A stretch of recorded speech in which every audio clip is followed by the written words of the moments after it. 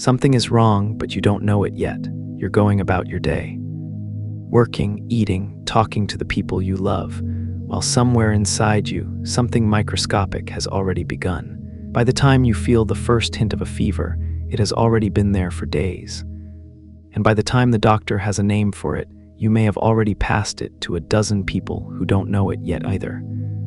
This is how it always starts. Not with drama, not with warning, with a perfectly ordinary Tuesday. Pandemics are one of the oldest and most relentless forces in human history. They have toppled empires, redrawn borders, reshuffled the social order, and wiped out entire populations. They've inspired art and religion and philosophy. They've made us turn on each other and sometimes reach toward each other in ways we couldn't have imagined. And they've been doing all of this since long before we had a word for them. Tonight we're going to travel the full length of that story. From the ancient plagues that baffled civilizations with no framework to explain them, through the Black Death, the Spanish flu, and all the way to HIV, SARS, and COVID-19.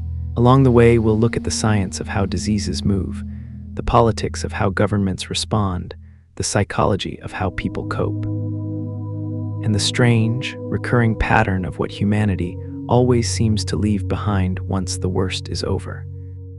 What was COVID-19 like for you? The lockdowns, the masks, the uncertainty, the way ordinary life just stopped. Was there a moment during that time that changed how you see the world? I'd love to hear about in the comments. And if this kind of deep, slow exploration is your thing, a like and a subscribe helps more people find their way here. Now let's dive in.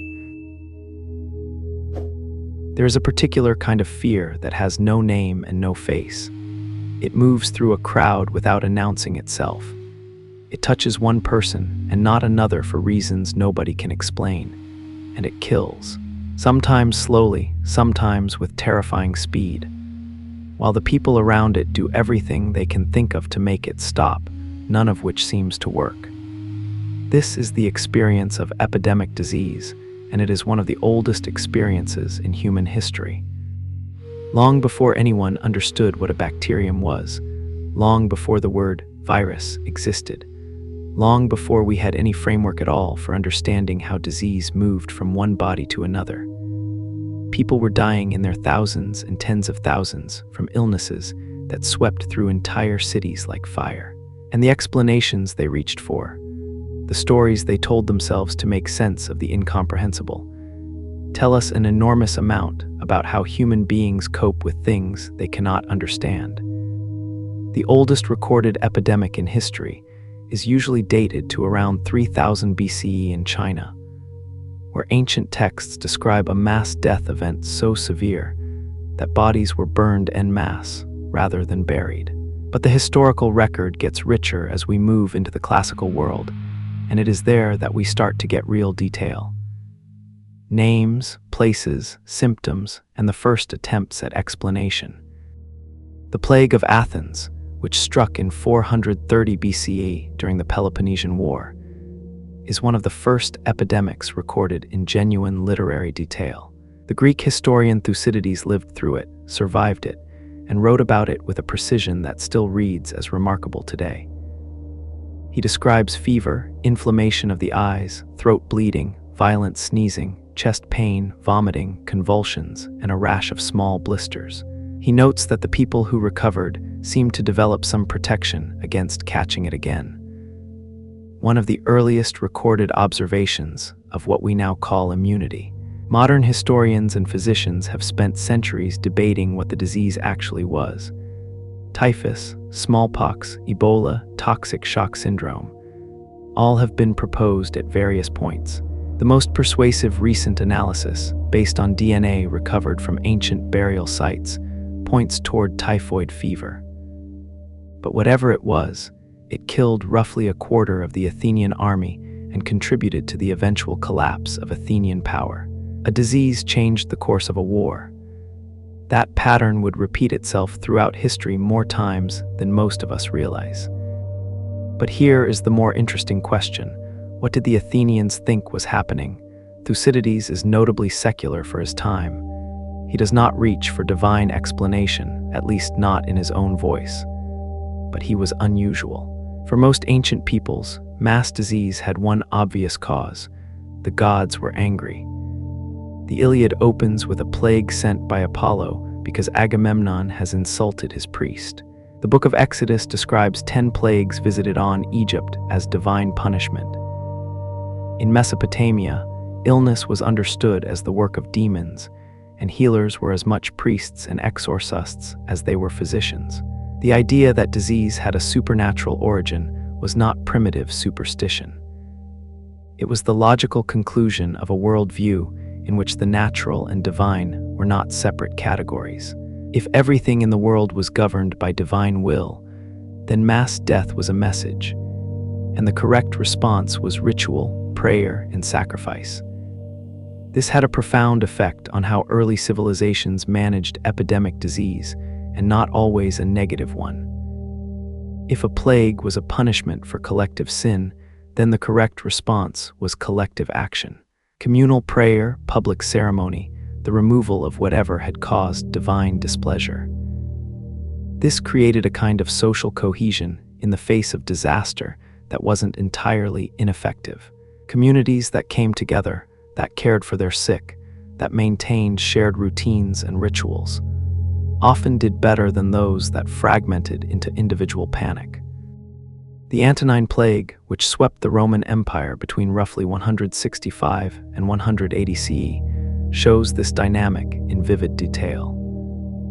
Brought back by soldiers returning from military campaigns in the Near East, the disease, most likely smallpox, killed somewhere between 5 and 10 million people across the empire.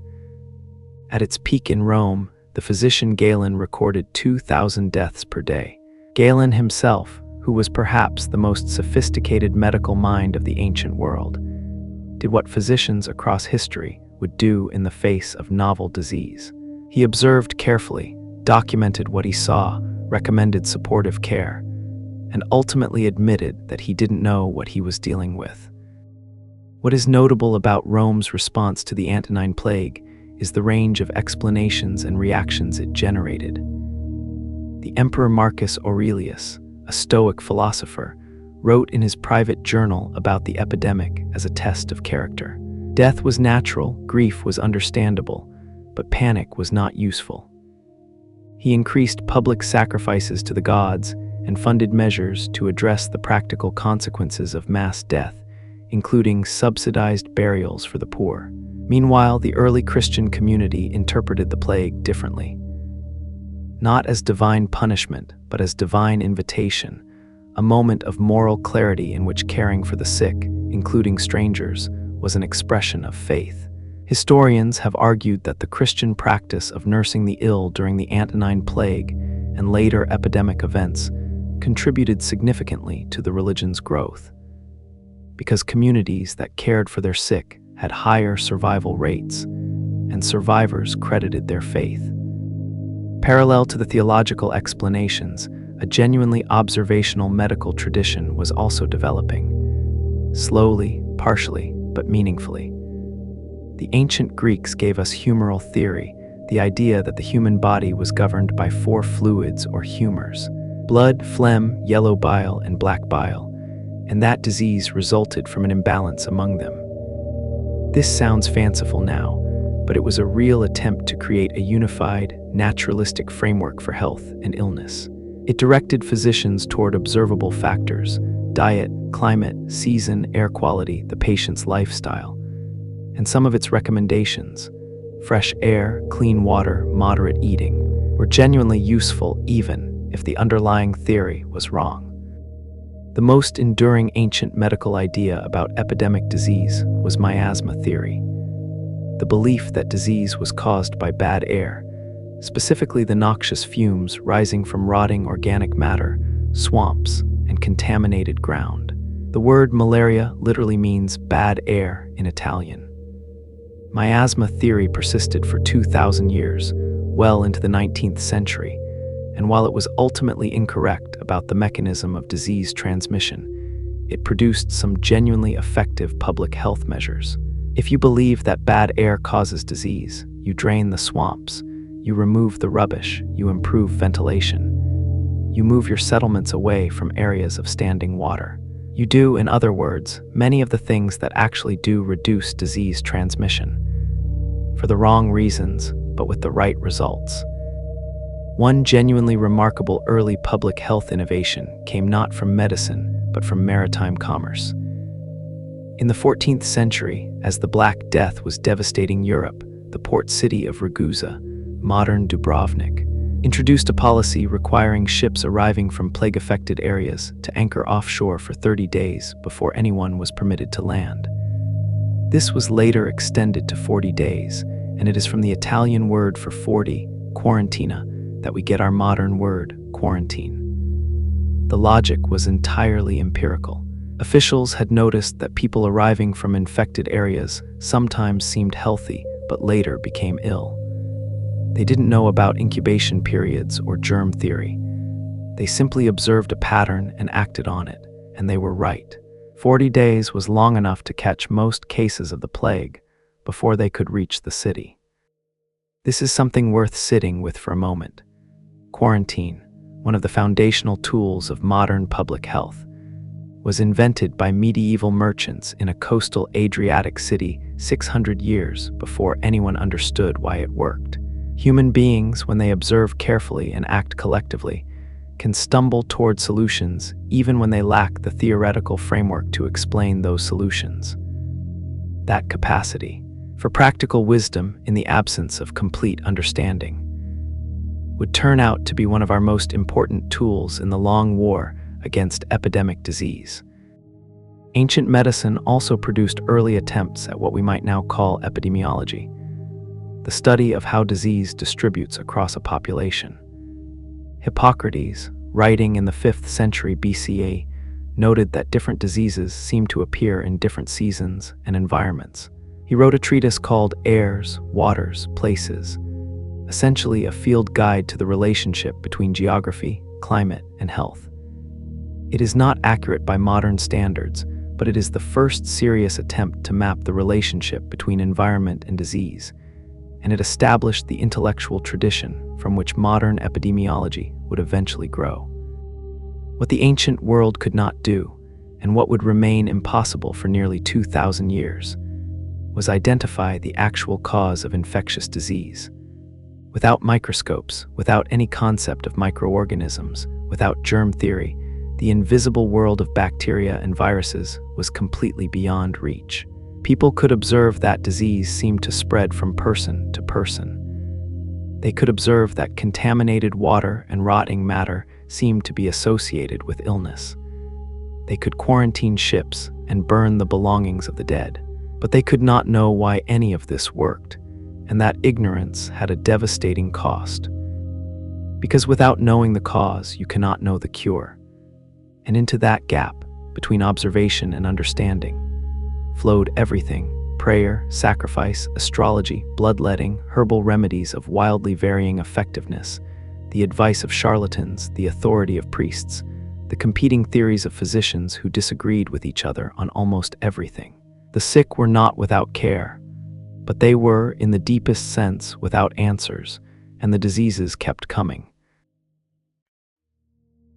In the autumn of 1347, 12 Genoese trading ships arrived at the port of Messina in Sicily. The ships had come from the Black Sea port of Caffa, where something terrible had been happening. When the Sicilian port authorities went to meet the ships, most of the sailors on board were dead. The ones still alive were covered in black, oozing swellings the size of eggs, clustered in their armpits, groins, and necks. They were bleeding from the skin, they were delirious with fever, and they were dying. The port authorities ordered the ships out of the harbor immediately, but it was already too late. What arrived in Messina that autumn, and what spread across Europe over the following 5 years, was the most catastrophic epidemic in recorded human history. We call it the Black Death. Contemporaries called it the Great Mortality, or simply the pestilence. By any name, it killed somewhere between 30 and 60% of Europe's entire population. In some cities, the death rate exceeded 80%. In a world of perhaps 80 million people, somewhere between 25 and 50 million were dead within a decade. The disease was caused by the bacterium Yersinia pestis, and it came in several forms. The bubonic form, named for the swollen lymph nodes or buboes that were its most visible symptom, spread primarily through the bites of infected fleas carried by rats. The pneumonic form, which infected the lungs, spread through the air and was almost universally fatal. The septicemic form, where the bacteria entered the bloodstream directly, caused dark discoloration of the skin from internal bleeding. The black that gave the plague its later name, and killed within hours, sometimes before buboes even had time to form.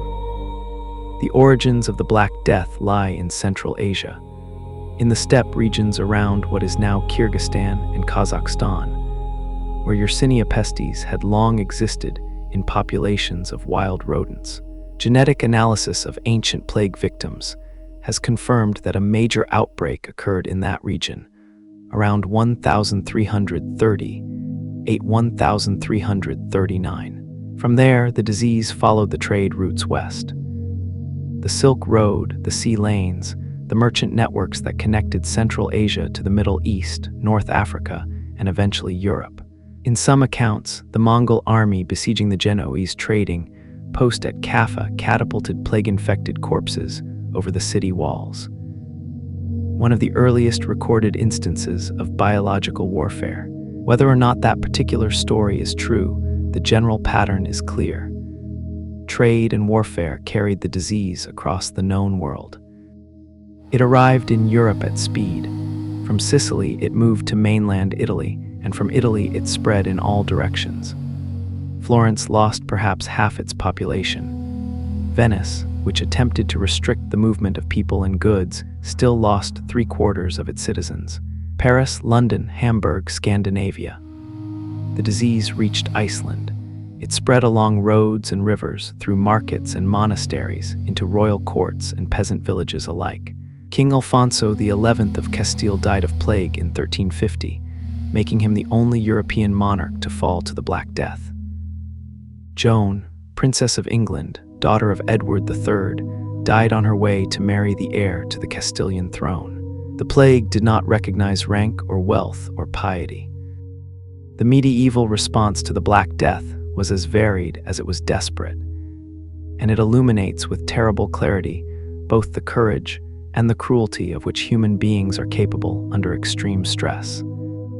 At the institutional level, cities and governments responded with policies that ranged from pragmatic to brutal. Some municipalities appointed health magistrates with broad powers to impose quarantine, restrict movement, and order the isolation of the sick. Milan, under the ruthless leadership of the Visconti family, had some of the lowest mortality rates in Italy, largely because its leaders were willing to wall up entire houses. Sick and healthy alike, at the first sign of plague. This was effective in a grim, utilitarian way. It was also, by any modern standard, monstrous. Venice, as noted, was one of the first cities to formalize quarantine measures, building dedicated isolation facilities, lazarettos, on islands in the lagoon where arriving ships could be held and their crews observed. The Venetian approach combined genuine public health thinking with the practical interests of merchants who needed to keep trade moving as safely as possible. It became a model that other port cities would eventually adopt. The Catholic Church, which was the dominant institutional framework for understanding suffering and death in medieval Europe, found itself in an impossible position. The standard theological explanation for mass suffering was divine punishment for sin, and the clergy told their congregations this, which provided some psychological comfort, but also generated enormous guilt and self-blame. More practically, priests and monks who administered last rites to the dying were themselves dying at catastrophic rates. Some monasteries were entirely wiped out. The church lost so many clergy that it was forced to lower its ordination standards dramatically, accepting candidates with less education and training, which contributed to a long-term decline in clerical authority and intellectual quality. The flagellant movement emerged from this spiritual crisis. Groups of men who traveled from town to town, publicly whipping themselves in elaborate, blood-soaked rituals of penance, believing that demonstrating sufficient suffering to God might cause the plague to relent. At its height, tens of thousands of flagellants were moving through Germany, the Low Countries, and Central Europe. They drew enormous crowds. They also, inevitably, spread the plague everywhere they went. One of the darkest chapters in the Black Death's history is the persecution of Jewish communities across Europe. In the absence of any scientific understanding of disease transmission, rumor and prejudice filled the explanatory vacuum. Jewish communities, who had different dietary laws and burial practices, and who often lived in somewhat more closed communities, sometimes had lower visible mortality rates, which was noticed, distorted, and weaponized into a conspiracy theory that Jews were poisoning Christian wells. Massacres of Jewish communities swept through Germany and France. In Strasbourg in 1349, approximately 2,000 Jews were burned alive. The pogroms were so severe and widespread that Pope Clement VI issued 2 separate papal bulls condemning them, partly from genuine moral conviction, partly because the economic disruption caused by massacring an entire financial community was practically disastrous. The well poisoning theory was false. It was entirely without evidence. It didn't matter. Fear and grief, when they have no rational outlet, look for targets. They always have. The social and economic aftermath of the Black Death was so profound that historians have described it as one of the true turning points in European history. With somewhere between 1/3 and 1/2 of Europe's population dead, the labor market was transformed overnight. Suddenly, there were not enough workers. The peasants and laborers who survived found, for the first time in generations, that they had leverage. They could demand higher wages. They could leave their feudal lord's land and find better conditions elsewhere. The rigid social hierarchy of medieval Europe, which had kept the vast majority of people in more or less fixed stations from birth, began to crack. The plague killed clergy at such high rates that it disrupted the church's intellectual and institutional authority in ways that would take generations to manifest, but were genuinely far-reaching. Some historians argue that the Black Death created the conditions for the Renaissance and eventually the Reformation. Not as a direct cause, but by breaking down the structures and certainties that had made radical change unthinkable. Art was transformed. The dance of death, the dance macabre, became a dominant visual motif. Skeletal figures leading people of every rank and station in an unstoppable procession toward the grave.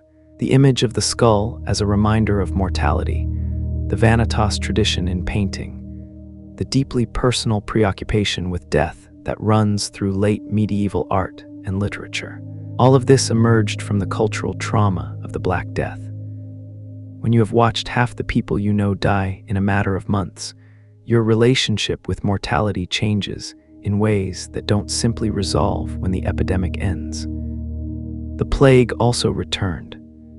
This is something that tends to get lost in the standard narrative, which focuses on the dramatic arrival and peak mortality of 1,347, 1,351. But Yersinia pestis did not leave. It remained endemic in rodent populations across Eurasia, flaring into epidemic form repeatedly over the following 3 centuries.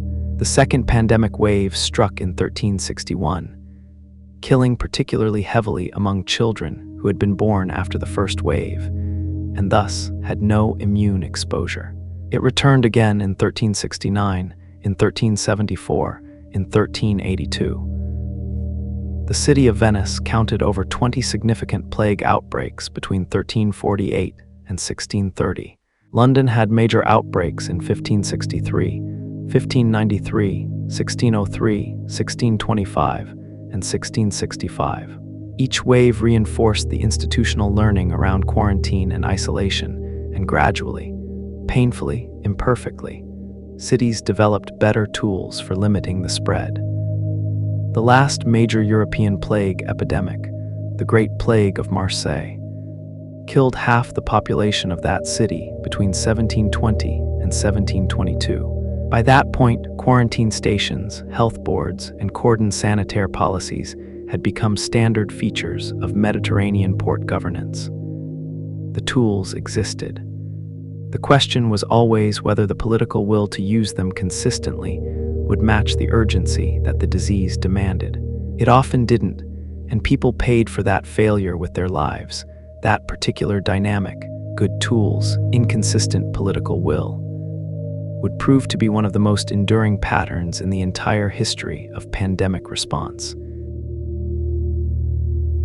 Imagine a disease so lethal, so disfiguring, so deeply woven into the fabric of human history that it shaped the outcome of wars, altered the maps of entire continents, drove the development of the first vaccine, and then, in one of the most extraordinary achievements in human history, was hunted to extinction.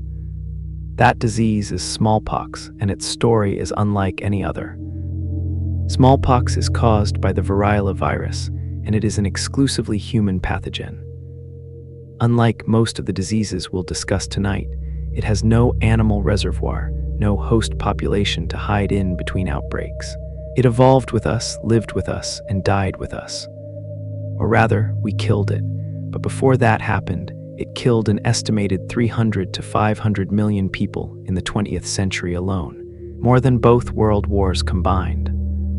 Over its full history, it may have killed more human beings than any other infectious disease that has ever existed.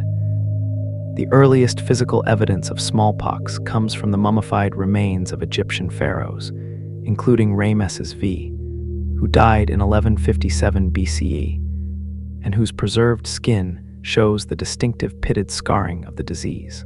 Ancient texts from India, China, and the Middle East describe diseases matching smallpox's characteristic presentation. High fever, followed by a widespread rash that progressed from flat spots to raised bumps to fluid-filled blisters to deep, pitted pustules that dried and fell away, leaving scars in the skin. Survivors were marked for life. The pockmarked face was so common in certain eras that it barely warranted comment. Blindness, caused by pustules forming on the corneas, was a frequent outcome, and death in roughly 30% of those infected came in waves of fever and systemic collapse. Smallpox spread through respiratory droplets and through direct contact with the rash, making it highly contagious in the close quarters of pre-modern life. It thrived in cities, in armies, in any environment where people lived or moved in close proximity. For a long time, in regions where it was endemic, it was considered a disease of childhood. Almost everyone caught it eventually, and children who survived to adulthood carried lifetime immunity. This is important because it meant that populations which had been exposed to smallpox for generations had a significant proportion of immune adults. Populations that had never encountered it had none. And then the ships arrived.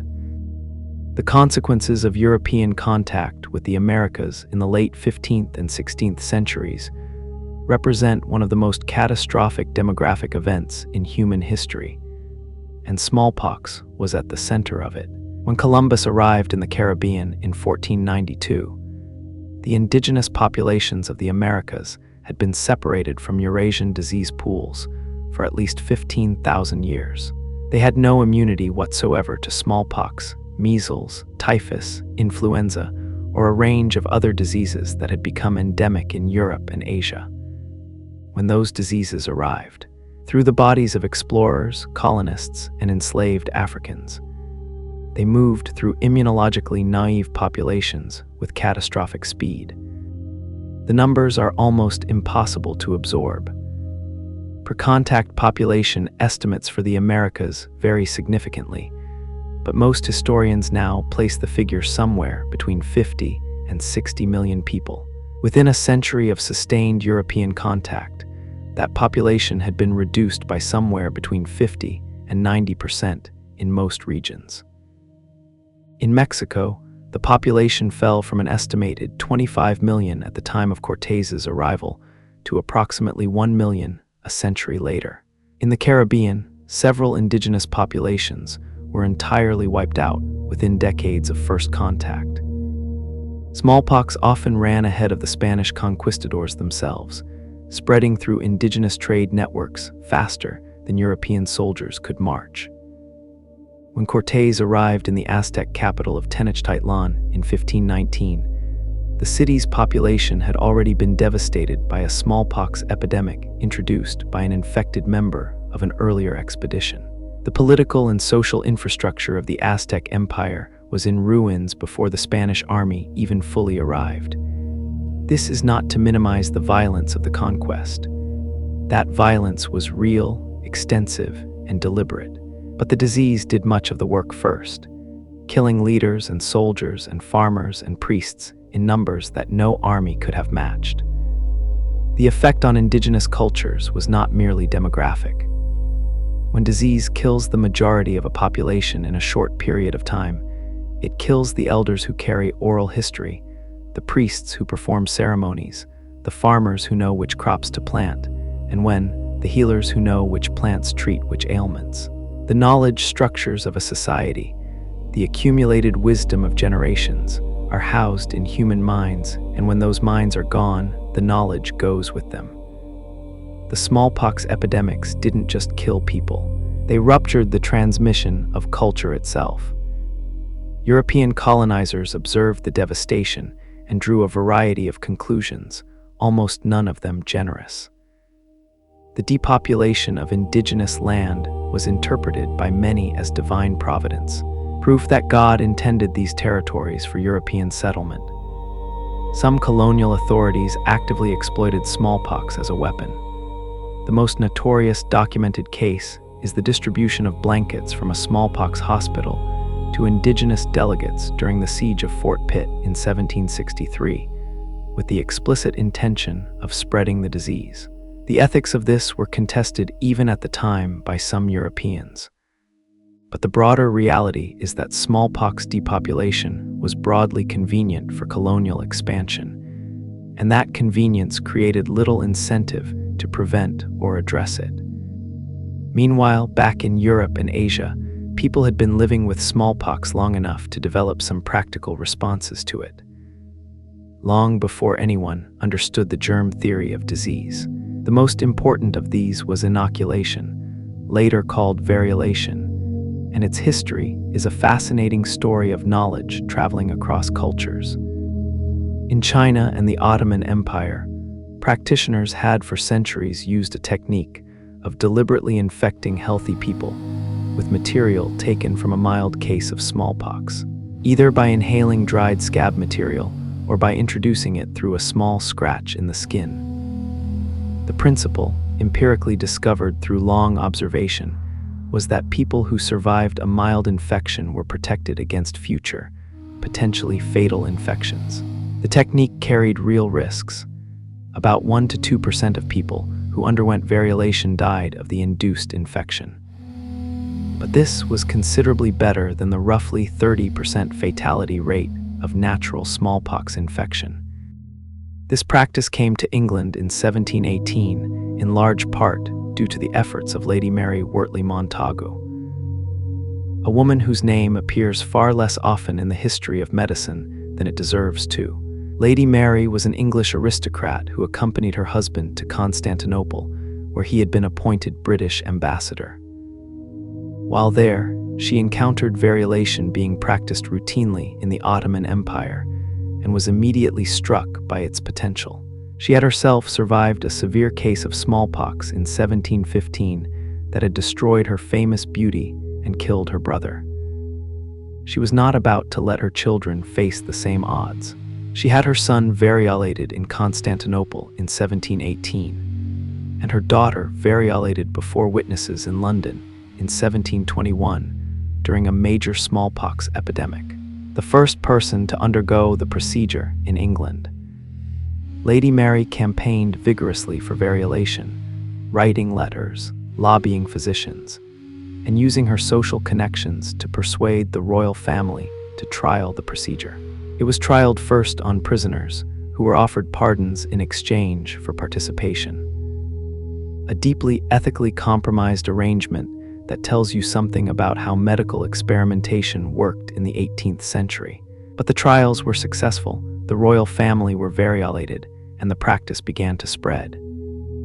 It faced considerable resistance from physicians who stood to lose income from treating smallpox cases, from religious figures who argued that interfering with God's will was impious, and from a general public that was reasonably nervous about being deliberately infected with a dangerous disease. But it spread nonetheless, and it saved lives. The true revolution came in 1796, when an English country doctor named Edward Jenner made an observation that would change the history of medicine. Jenner had noticed a piece of rural folklore: milkmaids who contracted cowpox, a much milder disease transmitted from cows, seemed to be protected against smallpox. This was not an entirely original observation. It had been noted by several people before Jenner, but Jenner was the first to test it systematically and to publish his results. In May 1796, Jenner took material from a cowpox lesion on the hand of a milkmaid named Sarah Nelmes and introduced it into the arm of an 8-year-old boy named James Phipps. The son of Jenner's gardener, Phipps developed a mild fever and some discomfort, then recovered. In July 1796, Jenner exposed Phipps to active smallpox. The boy did not become ill. Jenner repeated the experiment and published his findings in 1798. The word he coined for the procedure, vaccination, from the Latin vacca for cow, is still with us. Jenner did not know why vaccination worked. The concept of the immune system, the existence of antibodies, the mechanism of immunological memory, all of this was entirely beyond 18th century medicine. He had observed an effect and demonstrated it reproducibly. That was enough. Vaccination spread with remarkable speed for a pre-modern medical innovation. Napoleon had his entire army vaccinated. By 1800, over 100,000 people had been vaccinated in Europe. In 1813, the United States Congress passed an act to make vaccination accessible to the American public. The road from Jenner's garden to the global eradication of smallpox took 180 years, and the sustained effort of an international public health campaign that remains one of the greatest collective achievements in human history. The World Health Organization launched its intensified eradication program in 1967. When smallpox still infected an estimated 10 to 15 million people per year across 31 countries. The strategy was methodical: mass vaccination campaigns combined with ring vaccination, rapidly identifying every case and vaccinating everyone in their immediate social network before the disease could spread further. The last naturally occurring case of smallpox was diagnosed on October 26, 1977, in a hospital cook named Ali Mau Malin in Somalia. He recovered, and since that day, not a single person on Earth has died of smallpox. The eradication of smallpox is the proof of concept for what coordinated global public health action can achieve. It is also, when set against the backdrop of everything smallpox cost humanity, the hundreds of millions of dead, the civilizations disrupted, the children blinded and scarred and orphaned across centuries. A reminder of how different human history might have looked if the scientific tools had come sooner. Jenner's vaccine was available in 1798. Smallpox was eradicated in 1980.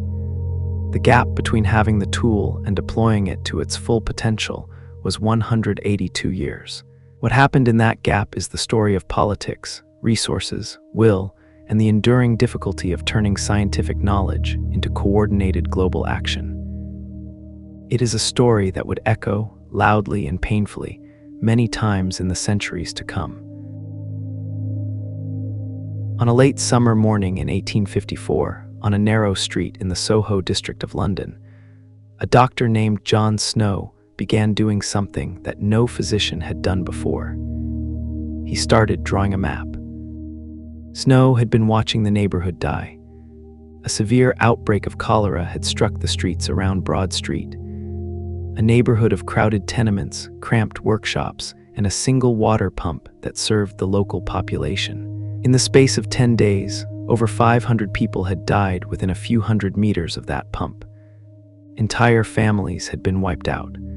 The smell was overwhelming. The streets were quiet in the particular way that streets become quiet when enough people have died in them. Snow had a theory, and it was a radical one. The prevailing medical establishment believed, as it had believed for centuries, that cholera was spread through miasma, bad air, foul smells, the effluvia of rotting matter. This was logical given what could be observed. Cholera was associated with poverty, with crowded conditions, with the smell of sewage. The miasma theory seemed to fit. But Snow was not satisfied with it. He had been thinking about cholera for years, since an earlier outbreak in the 1840s, and the more carefully he looked, the more the pattern of infection seemed to follow water rather than air. People who drank from contaminated water sources got sick. People who avoided that water didn't. Breweries, where workers drank beer rather than water, had lower infection rates. The workhouse on Poland Street, which had its own separate water supply, had almost no deaths despite being located in the heart of the outbreak area. Snow went door to door in the streets around Broad Street, interviewing surviving residents, noting deaths on a map, tracing every case back to its source. What emerged, when he laid the deaths out spatially, was unmistakable. They clustered densely and almost perfectly around the Broad Street pump. The further from the pump you lived, the fewer deaths there were, in a gradient so clear that no honest observer could miss it. Snow took his map to the local authorities and argued for the removal of the pump handle, which would prevent anyone from using it. The authorities were skeptical. The miasma theory was deeply entrenched, and Snow had no bacteriological explanation for his observations. But the evidence was compelling enough that they eventually agreed. The pump handle was removed. The outbreak was already declining by that point, but the removal of the handle has become one of the most iconic moments in the history of public health. The moment when careful observation, spatial analysis, and the courage to challenge accepted wisdom began to change how we understand and respond to infectious disease. Snow's Broad Street investigation did not immediately overturn miasma theory. That would take decades more. But it planted a seed that would eventually grow into the entire modern discipline of epidemiology, the science of understanding how disease distributes across populations, and using that understanding to intervene. Cholera itself is a remarkable and terrifying disease. It is caused by the bacterium Vibrio cholerae, which infects the small intestine and produces a toxin that causes the intestinal lining to secrete enormous quantities of water and electrolytes. The result is a sudden, catastrophic diarrhea. Rice water stools, as the medical literature describes them, colorless and almost odorless, pouring from the body at a rate that can cause fatal dehydration within hours. A healthy adult can lose 10 to 15 liters of fluid in a day. Without treatment, the mortality rate is around 50%. With proper rehydration, simply replacing the lost fluid, it drops to less than 1%. That last fact bears emphasis. Cholera is not a complex disease to treat once you understand the mechanism. The treatment is water and salt. Yet cholera killed tens of millions of people across the 19th century because the understanding of both the disease and the treatment was unavailable to those who needed it, and because the social conditions that allowed cholera to spread. Contaminated water supplies, inadequate sewage systems, overcrowded urban poverty were structural problems that required political will to address, not just medical knowledge. Cholera arrived in Europe and the Americas from its endemic home in the Ganges Delta of India, in a series of pandemic waves that began in 1817. The first pandemic spread across Asia and reached the Middle East and East Africa before dying out in 1823. The second pandemic, beginning in 1829, reached Europe in 1831 and Britain in 1832, causing panic, riots, and thousands of deaths in London, Edinburgh, and other major cities. It crossed the Atlantic to the Americas the same year. The third pandemic, from 1846 to 1860, was the most severe in Europe. It was during this wave that Snow conducted his Broad Street investigation. The social and political response to these early cholera pandemics tells us something important about the relationship between epidemic disease, class, and power. Cholera was a disease of poverty. It thrived in the overcrowded slums that had grown up around industrial cities as millions of rural workers moved to urban centers in search of work. It lived in the contaminated water supplies that the poor drank because they had no alternatives. It killed the poor at rates that were vastly higher than they killed the wealthy, who had better housing, cleaner water, and access to physicians. The political establishment's initial response to cholera was shaped by this class dimension in uncomfortable ways. The miasma theory, combined with a broadly moralizing attitude toward poverty, led many authorities to frame cholera as a consequence of the degraded lifestyles of the poor. Their crowded living conditions, their consumption of cheap food and alcohol, their supposedly weak constitutions. This framing was both wrong and convenient because it located the cause of the disease in the behavior of its victims rather than in the structural conditions that created those victims. It took decades of advocacy, scientific argument, and eventually political pressure to shift the response from moral condemnation toward genuine public health infrastructure. The man most responsible for that shift in Britain was not a physician, but a lawyer and social reformer named Edwin Chadwick. In 1842, Chadwick published a landmark report.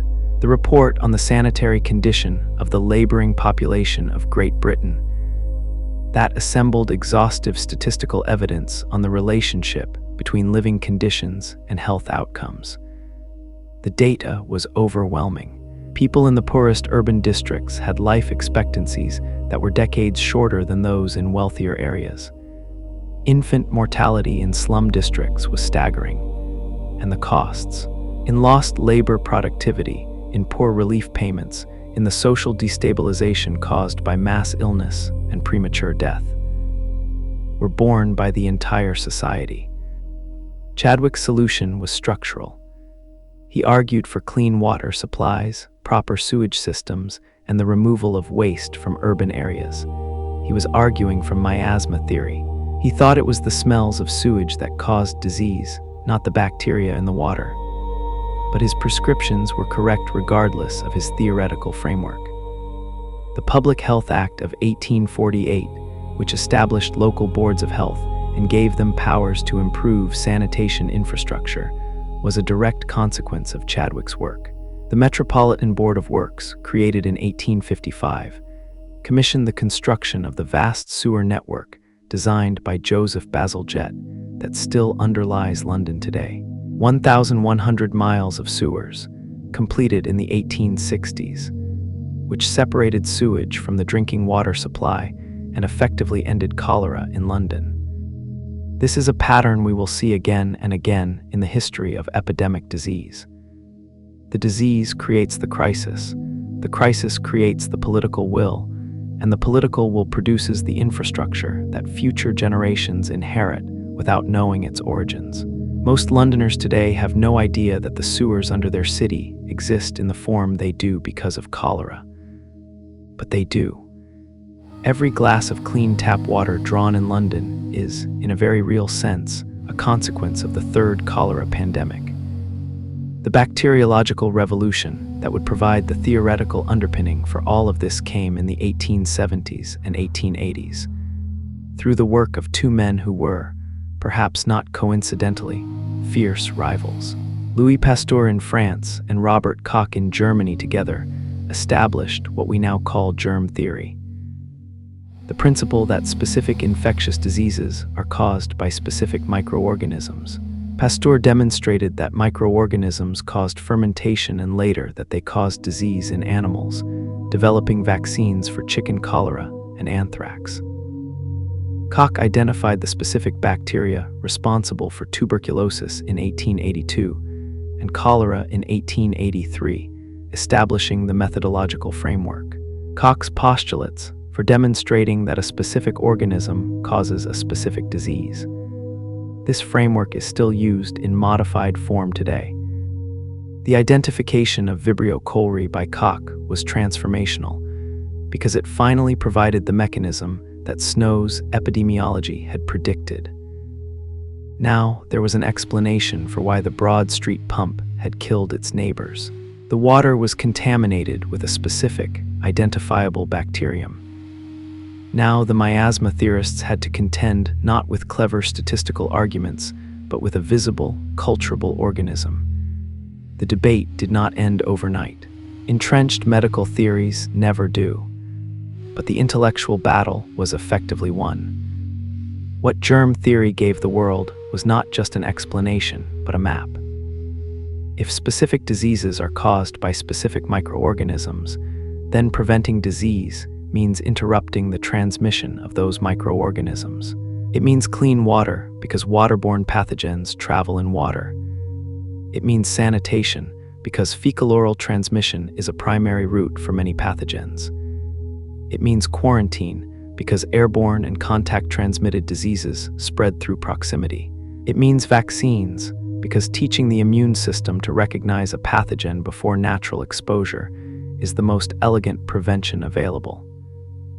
Every public health intervention we use today flows from this basic insight, and it came in significant part from watching cholera kill its way through 19th century cities, and from the stubborn, careful people who refused to accept bad air as a sufficient answer. The seventh and most recent cholera pandemic began in 1961 and is technically still ongoing. A strain called El Tor, which tends to produce milder illness but spreads more efficiently than earlier strains, has persisted in endemic regions across Asia, Africa, and Latin America. Major outbreaks continue to occur in areas with disrupted water and sanitation infrastructure. After the 2010 earthquake in Haiti, a cholera outbreak introduced by United Nations peacekeeping troops killed more than 10,000 people and infected over 800,000. The tools to prevent and treat cholera have been available for well over a century. The disease persists because the structural conditions, clean water and effective sanitation, remain absent for too much of the world's population. Cholera is not, at this point in history, a problem of medicine. It is a problem of political will and global equity. The science is solved, the justice is not. The story of cholera is the story of how science and public health were born. Born out of crisis, born out of observation, born out of the courageous willingness of people like John Snow to challenge what everyone knew and to follow the evidence wherever it led. It is also the story of how knowledge, even when it is complete and correct and well documented, does not automatically translate into action. The gap between knowing what causes suffering and actually ending it is a political gap, an economic gap, a gap of will and priority and power. It has never been easy to close. And in every era, the people who came closest to closing it did so not just through science, but through advocacy, through persistence, and through the willingness to name, clearly and publicly, who was bearing the cost of inaction. In September 1918, a young soldier named Roscoe Vaughn reported to the infirmary at Camp Jackson in South Carolina, complaining of fever and fatigue. He was 21 years old, healthy, recently enlisted, and not particularly worried. By the time the camp physician reached him, he was struggling to breathe. Bluish discoloration was spreading across his lips and fingertips, a sign that his blood was not carrying oxygen properly. Within hours, his lungs were filling with fluid. He died the following day. He was not alone. In September and October 1918, soldiers across American military camps were dying at the same speed, from the same cause, and with the same terrifying symptom. The cyanosis, the blue-gray discoloration that meant the body was drowning from within. In Camp Devens, Massachusetts, 60 men died in a single day. Military hospitals, built for bullet wounds and gas exposure, were completely overwhelmed by men in respiratory collapse. Doctors and nurses fell ill themselves. There were not enough coffins. There were not enough gravediggers. The influenza pandemic of 1918, universally known as the Spanish flu for reasons that have nothing to do with Spain, is the most lethal pandemic in recorded human history. In the space of roughly 2 years, from spring 1918 to winter 1920, it infected an estimated 500 million people, roughly a third of the entire world's population at the time, and killed somewhere between 50 and 100 million of them. That range of uncertainty is itself telling. We don't know exactly how many people died. The records are incomplete. The reporting was suppressed in some countries and in many parts of the world. Rural Africa, South Asia, the Pacific Islands. Deaths were never systematically counted. What we know is that it was more lethal than the entire First World War, which was happening at the same time. Some historians estimate that it killed more people in a single year than the Black Death killed in a century. It was not Spanish. The name is a historical accident rooted in wartime censorship. In 1918, the major combatant nations of the First World War, Britain, France, Germany, the United States, were all operating under strict wartime censorship that suppressed reporting of anything that might damage military morale. When influenza began sweeping through armies and civilian populations, the governments of these nations discouraged or outright banned reporting on it. Spain, which was neutral in the war and therefore not subject to wartime censorship, reported freely on the epidemic spreading through its population. King Alfonso, the 13th of Spain, fell ill. The Spanish press covered it extensively, and so, to the rest of the world reading uncensored Spanish newspapers, it appeared that the disease had originated in Spain. It hadn't. The censored countries were suffering just as badly, possibly worse. They just weren't saying so.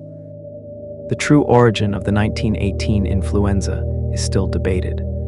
The strongest evidence currently points toward a U.S. military camp, possibly Camp Funston in Kansas, where an unusually severe cluster of influenza cases appeared in March 1918. But there are credible competing hypotheses pointing to northern China and to military staging grounds in France. What is not in doubt is that the virus was a novel H1N1 influenza strain, a subtype that had apparently not circulated in human populations for long enough that almost no one had immunity to it. And what made it particularly unusual, particularly murderous, was that it killed young adults. Every other influenza pandemic we know of follows a standard pattern. It is most dangerous for the very young, the very old, and those with underlying health conditions. The immune systems of healthy young adults generally handle influenza without too much difficulty. But the 1918 virus was different. Its mortality curve had a distinctive W shape, elevated at the ends for the very young and very old, but also dramatically elevated in the middle, among adults aged roughly 20 to 40. In some populations, adults in their late 20s were among the most likely to die. The reason for this, as best as we now understand it, lies in the immune system itself. The 1918 influenza provoked an extreme immune response, what immunologists call a cytokine storm, in which the body's immune cells flooded the lungs in such overwhelming numbers that the resulting inflammation caused more damage than the virus itself. Robust immune systems, of the kind possessed by healthy young adults, mounted more violent cytokine storms than the weaker immune systems of the elderly. The very thing that usually protected you, a strong immune response, could, in the face of this particular virus, kill you. It is a deeply counterintuitive mechanism, and it helps explain why healthy, athletic young men were dying within days of their first symptoms. The pandemic came in 3 waves. The first, in spring 1918, was severe but not dramatically different from ordinary influenza in its mortality profile. The second wave, which hit in autumn 1918, was catastrophic. It is this wave, September, October, November 1918, that accounts for the majority of the pandemic's deaths. The third wave in winter 1918-19 was less severe than the second, but still killed enormous numbers. The second wave coincided almost perfectly with the final months of the First World War, which shaped the pandemic in profound ways. Troops were crowded into ships, trenches, and military camps, exactly the conditions in which respiratory infection spreads most efficiently. Men sick with influenza were shipped across oceans and marched across continents, carrying the virus with them. The movement of millions of soldiers at the end of the war dispersed the second wave globally with terrifying speed. And the political imperatives of the war meant that none of the major combatant nations were willing to halt that movement or to publicly acknowledge the scale of what was happening. The civilian response was as varied as the governmental suppression was uniform. Cities in the United States implemented a range of public health measures, closing schools, banning public gatherings, ordering the wearing of gauze masks, staggering business hours to reduce crowding on public transport.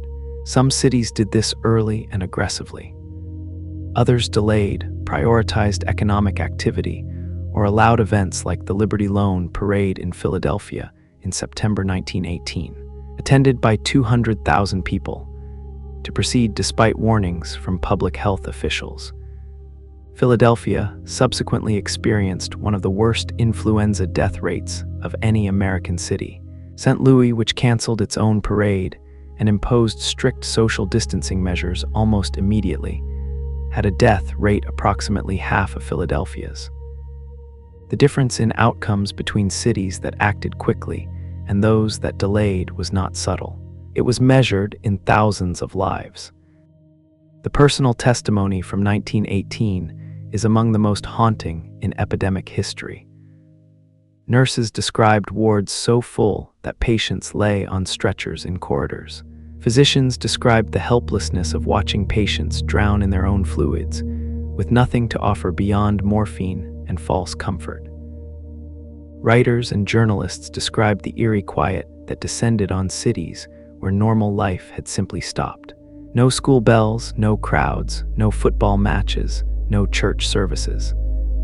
The Washington, D.C. Health Commissioner noted that people were afraid to speak to each other on the street. They turned their faces away on public transport. They wrapped scarves over their mouths in the market. The social distancing instinct, when death is visible and proximate, turns out to be deeply human. And then, with remarkable speed, it was over. The third wave faded in the spring of 1920, and life, gradually, imperfectly, with a great deal of collective relief that the world was relieved to act upon, returned to something like normal.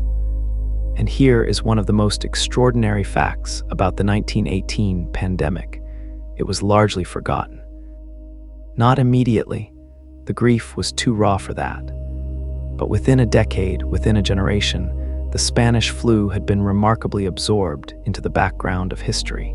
There are far fewer literary works, artworks, memoirs, and cultural monuments to the 1918 pandemic than to the First World War, despite the fact that it killed more people.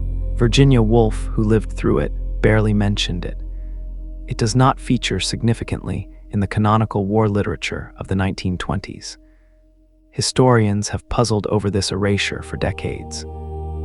Several explanations have been proposed. The pandemic arrived simultaneously with the end of the war, and the collective need to celebrate, to grieve the war's losses, and to move forward was so overwhelming that the influenza deaths were absorbed into the broader catastrophe. It was also a private grief in a way that war deaths were not. People died at home, in hospitals, in infirmaries, not on named battlefields. There were no parades, no medals, no monuments to the influenza dead.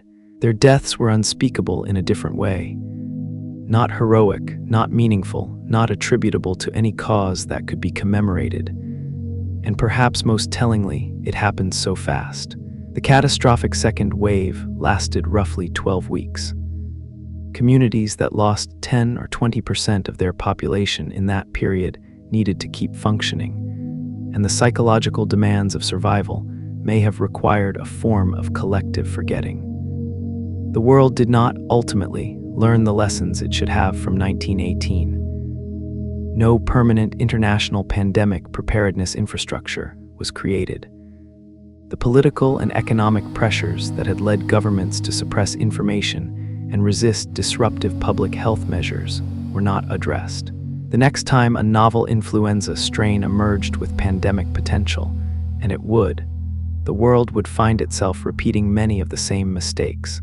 The names would change, the tools would be better, but the essential tension between public health necessity and economic and political convenience would be exactly the same. It always is. In 1981, a short article appeared in the Morbidity and Mortality Weekly Report, a dry publication produced by the U.S. Centers for Disease Control that most people outside the medical profession had never heard of. The article described 5 previously healthy gay men in Los Angeles who had developed pneumocystis carinii pneumonia, a type of pneumonia that almost never occurred in people with intact immune systems. All 5 had other evidence of seriously compromised immunity. 2 had already died. The article concluded with the careful understatement of medical writing that the cases might indicate cellular immune dysfunction related to a common exposure. It was the first published report of what would become the AIDS pandemic. At the time of publication, no one knew the cause, no one knew how it spread, no one had a name for it, and no one in a position of political power seemed particularly interested in finding out. The early history of HIV/AIDS is inseparable from the history of how governments and societies decide whose lives are worth protecting. This is not a comfortable observation, but it is an inescapable one. The early years of the epidemic in the United States were characterized by institutional indifference at the highest levels, and that indifference was shaped, explicitly and demonstrably, by who was dying. HIV, the human immunodeficiency virus, attacks and gradually destroys the CD4 T cells that are central to the immune system's ability to fight infection. As T cell counts fall, the immune system becomes progressively less capable of defending against the pathogens that healthy immune systems handle without difficulty. This leaves the body vulnerable to what are called opportunistic infections, pneumonias, fungal infections, cancers, that would pose no serious threat to someone with a functional immune system. The progressive destruction of immunity without treatment is what we call AIDS, acquired immune deficiency syndrome, and in the early 1980s, it was essentially a death sentence. Diagnosis was followed, typically within a few years, by a cascade of infections, each one harder to fight than the last, ending in death. HIV is transmitted through specific bodily fluids: blood, semen, vaginal fluid, breast milk. It is not transmitted through casual contact, not through the air, not through food or water, not through touch. This is straightforward virology. But in the absence of clear information, in the context of a disease appearing primarily in gay men, in a society with enormous amounts of unaddressed anxiety about homosexuality, the early understanding of transmission was rapidly overwhelmed by fear, myth, and stigma. Rumors spread that the disease could be caught through toilet seats, through sharing meals, through proximity. Healthcare workers refused to treat patients. Families abandoned dying members. Funeral homes refused to handle the bodies of AIDS patients. Children with AIDS were barred from schools, and all the while, the virus kept spreading. The virus itself had been circulating in human populations for considerably longer than the 1981 outbreak reports suggested. Genetic analysis of archived blood samples has traced the origin of HIV-1, the strain responsible for the global pandemic, to Central Africa, where it appears to have jumped from chimpanzees to humans probably through the bushmeat trade, sometime in the early 20th century. The earliest confirmed human case, identified through stored blood samples, dates to 1959 in what is now the Democratic Republic of Congo. The virus circulated at low levels in Central African populations for decades before reaching the Caribbean, probably via Haiti, where many Congolese professionals worked in the 1960s, and from there to the United States in the early 1970s. By the time the CDC published its 1981 report, HIV had almost certainly already spread to dozens of countries across multiple continents. The 1981 cases in Los Angeles were not the beginning. They were the moment the epidemic became visible to the Western medical establishment. The Reagan administration's response to the growing crisis is one of the most documented failures of political leadership in modern public health history. President Reagan did not publicly mention AIDS until 1987, 6 years into the epidemic, by which time over 20,000 Americans had already died from the disease. His press secretary, Larry Speakes, famously laughed when a journalist asked about AIDS in a 1982 press briefing. The laughter captured on tape and preserved as a document of institutional callousness. Funding for research was minimal. Public health messaging was resisted by administration officials who worried that frank discussion of the disease would be seen as endorsing homosexual behavior. The Surgeon General's report on AIDS, finally published in 1986, was delayed and politically obstructed. Ryan White, a 13-year-old hemophiliac who had contracted HIV through a blood transfusion, was barred from attending school in Indiana in 1985, a case that generated national attention precisely because White's evident innocence made the cruelty of the public response impossible to ignore. What the Ryan White case inadvertently revealed was that the same people expressing concern for innocent victims of AIDS had been unmoved by the deaths of thousands of gay men and intravenous drug users who were, in the implied framework, not innocent. Into this void of institutional response stepped the community most affected by the epidemic, and what they built under circumstances of mass death and social abandonment is one of the most remarkable episodes in the history of public health. Gay men in San Francisco, New York, Los Angeles, and other cities created care networks, buddy systems, hospice programs, and community organizations to do the work that government was refusing to do. They fundraised, they educated, they sat with the dying and held hands with people that hospitals were sometimes refusing to touch.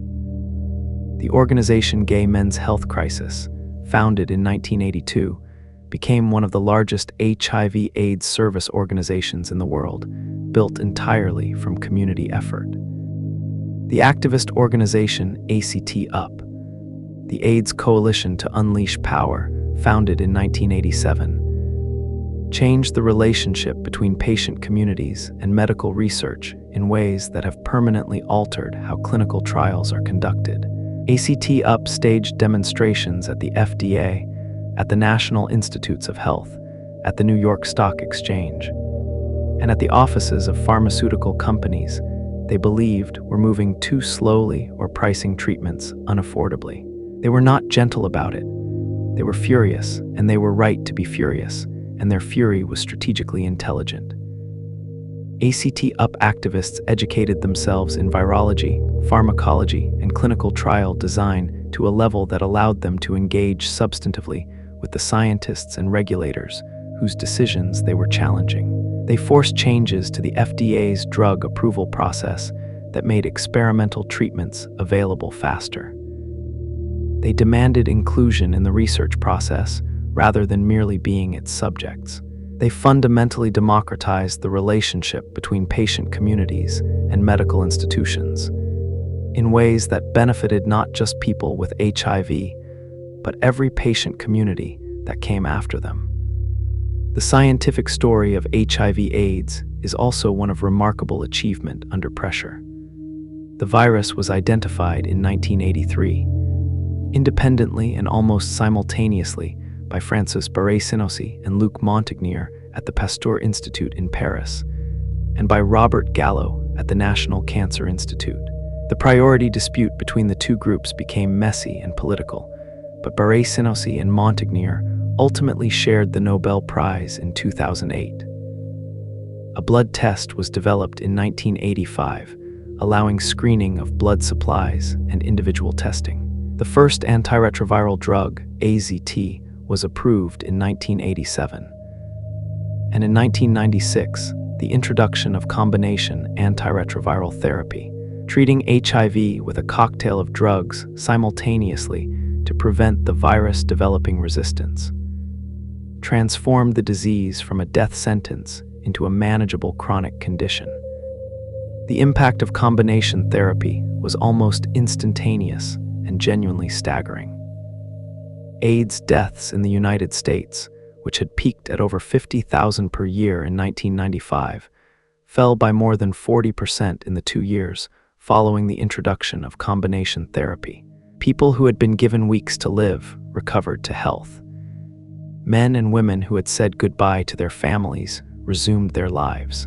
It was one of the most dramatic treatment reversals in medical history, and it was achieved through an extraordinary collaboration between basic science, clinical research, pharmaceutical development, and the relentless pressure of activist communities who refused to accept that nothing could be done. The global picture was, and remains, far darker.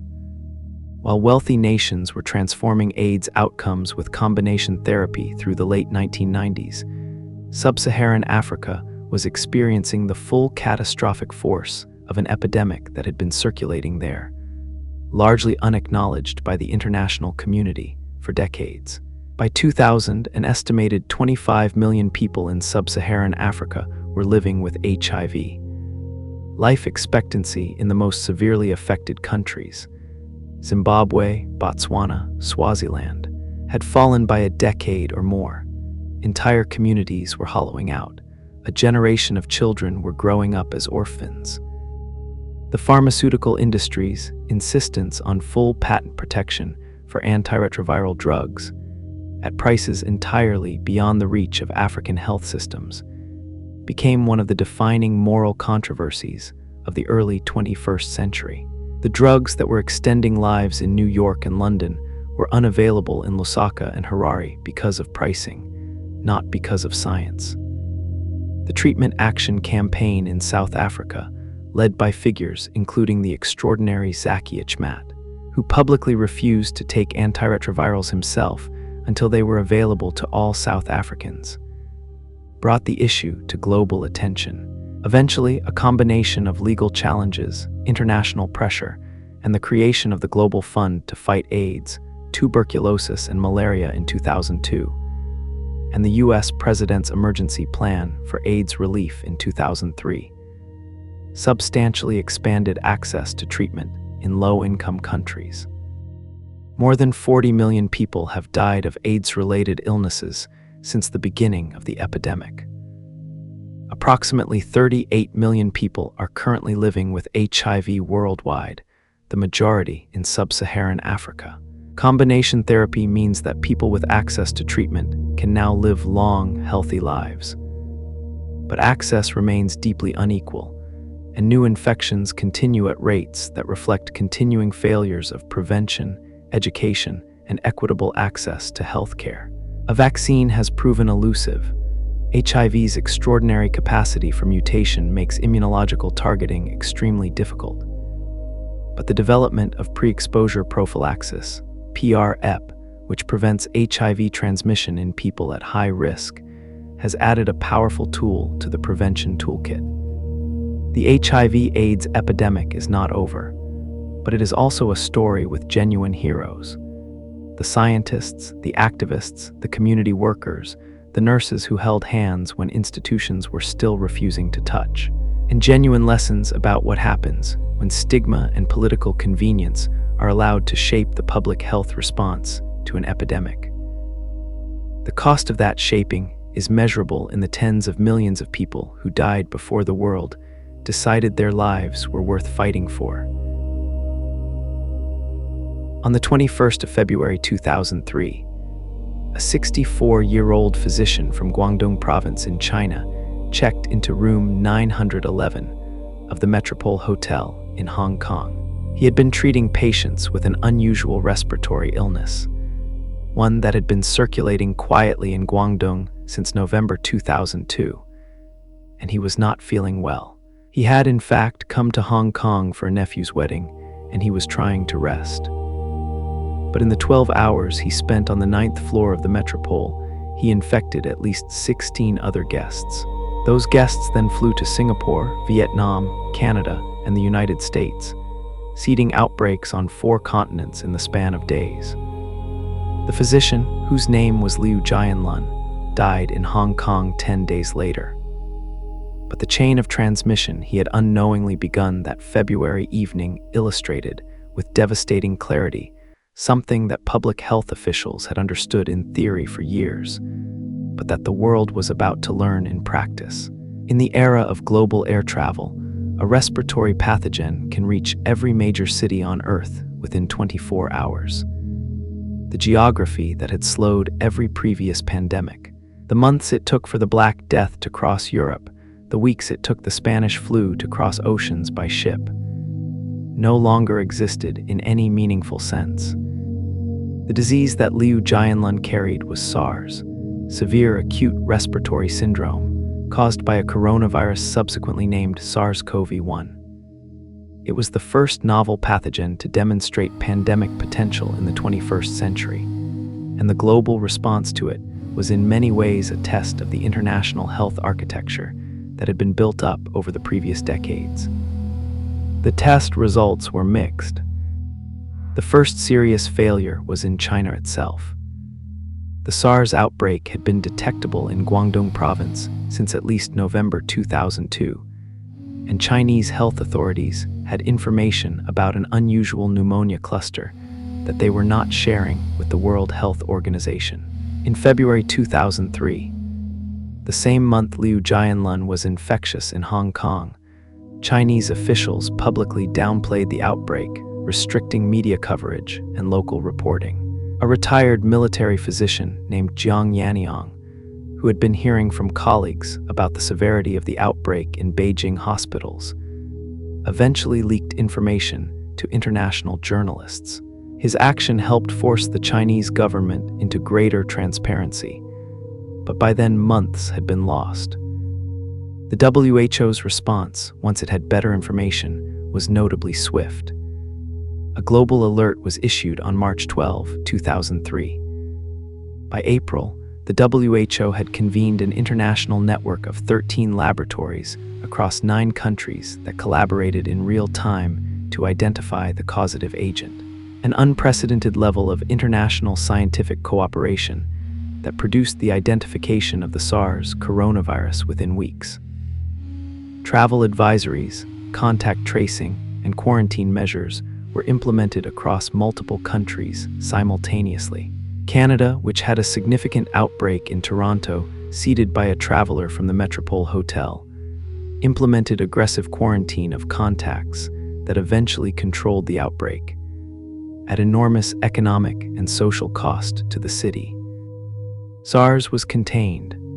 The final global total was approximately 8,000 cases and 774 deaths, a number that sounds almost small by the standards of what we've been discussing, but which represented an infection fatality rate of approximately 10%, which is extraordinarily high.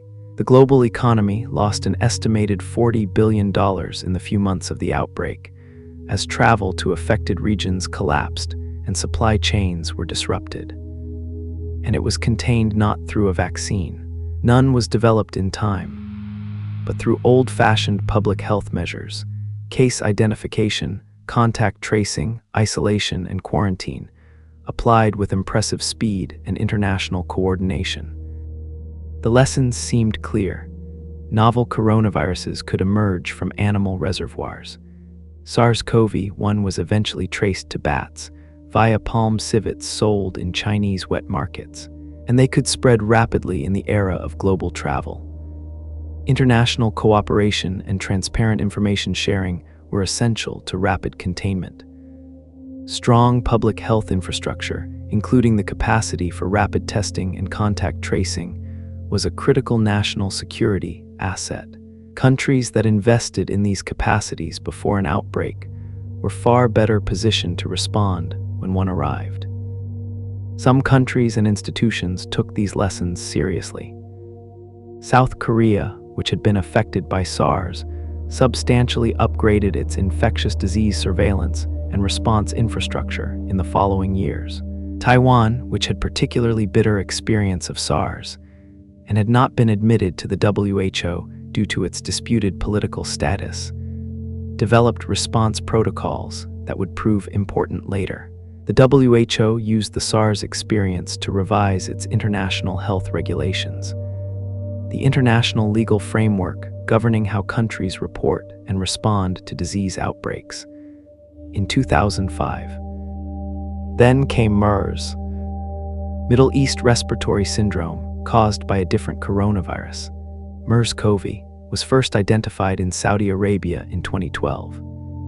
Its primary animal reservoir was dromedary camels, and it spread from animals to humans through close contact, with limited but concerning evidence of human-to-human transmission, particularly in healthcare settings. MERS had an even higher fatality rate than SARS. Around 35% of confirmed cases died.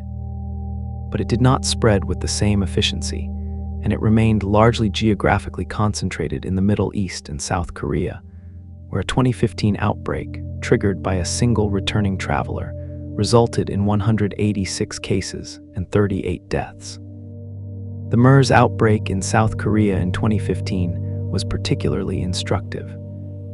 Despite having upgraded its pandemic response infrastructure after SARS, South Korea's initial response was slow and confused. The first cases were misidentified, contact tracing was incomplete, and hospital infection control, which would prove to be the primary vector of transmission, was initially inadequate. The outbreak was eventually contained, but it revealed that preparedness infrastructure, no matter how sophisticated on paper, degrades without regular testing and maintenance. Knowing what to do is not the same as being ready to do it. Throughout the 2010s, the international scientific community was engaged in a low-grade, persistent conversation about pandemic risk that generated an enormous volume of reports, simulation exercises, and preparedness assessments. In 2015, Bill Gates gave a TED Talk, watched by millions, in which he argued that the world was not prepared for a major pandemic and that the consequences of this unpreparedness would be catastrophic. His talk referenced SARS and MERS specifically, and described the infrastructure investments that would be needed to build genuine preparedness capacity. In 2019, the Johns Hopkins Center for Health Security and the Nuclear Threat Initiative published a global health security index rating countries' pandemic preparedness. The United States ranked first. The United Kingdom ranked second. In October 2019, roughly 2 months before a cluster of unusual pneumonia cases began appearing in Wuhan, China, the Johns Hopkins Center for Health Security ran a pandemic simulation exercise called Event 201, which modeled the global response to a novel coronavirus with pandemic potential. The exercise identified the specific challenges that would arise: the speed of global spread, the economic disruption, the difficulties of vaccine development timelines, the challenge of managing misinformation, the political pressures that would complicate international cooperation. The scenario was, in retrospect, almost uncannily prescient. The world had been warned, repeatedly, explicitly, with considerable specificity. The warnings had been heard, analyzed, discussed, and in many cases partially acted upon. And then, when the actual coronavirus pandemic arrived in late 2019 and early 2020, it found a world that was better prepared than it had been in 1918, and less prepared than it needed to be. Some countries activated their preparedness protocols rapidly and effectively. Others delayed, prevaricated, and allowed the window for early containment to close. The gap between the best and worst responses was not primarily a gap in scientific knowledge. It was a gap in political will, institutional trust, and the willingness to accept short-term economic pain for long-term public health benefit. We had rehearsed, but when the actual performance arrived, not everyone had learned their lines. Most of us know where we were when it became real. Not when we first heard about it. That was months earlier, a news story from China that most people processed with the same mild, distant concern that attends news stories from places you've never been. Not even when the WHO declared it a pandemic, but the moment it became real in the personal, inescapable sense. For many people, it was the moment their workplace closed, or their children's school sent them home, or their flight was canceled, or they stood in front of empty supermarket shelves in a city that was supposed to be normal and understood. Really understood that something had fundamentally changed. For the purposes of history, the story begins in late November or early December 2019 in the city of Wuhan in Hubei province, China. A cluster of cases of pneumonia with an unidentified cause was being observed, mostly, though not exclusively, in people connected to the Huanan seafood wholesale market, a large wet market in central Wuhan that sold a variety of live animals alongside seafood and meat.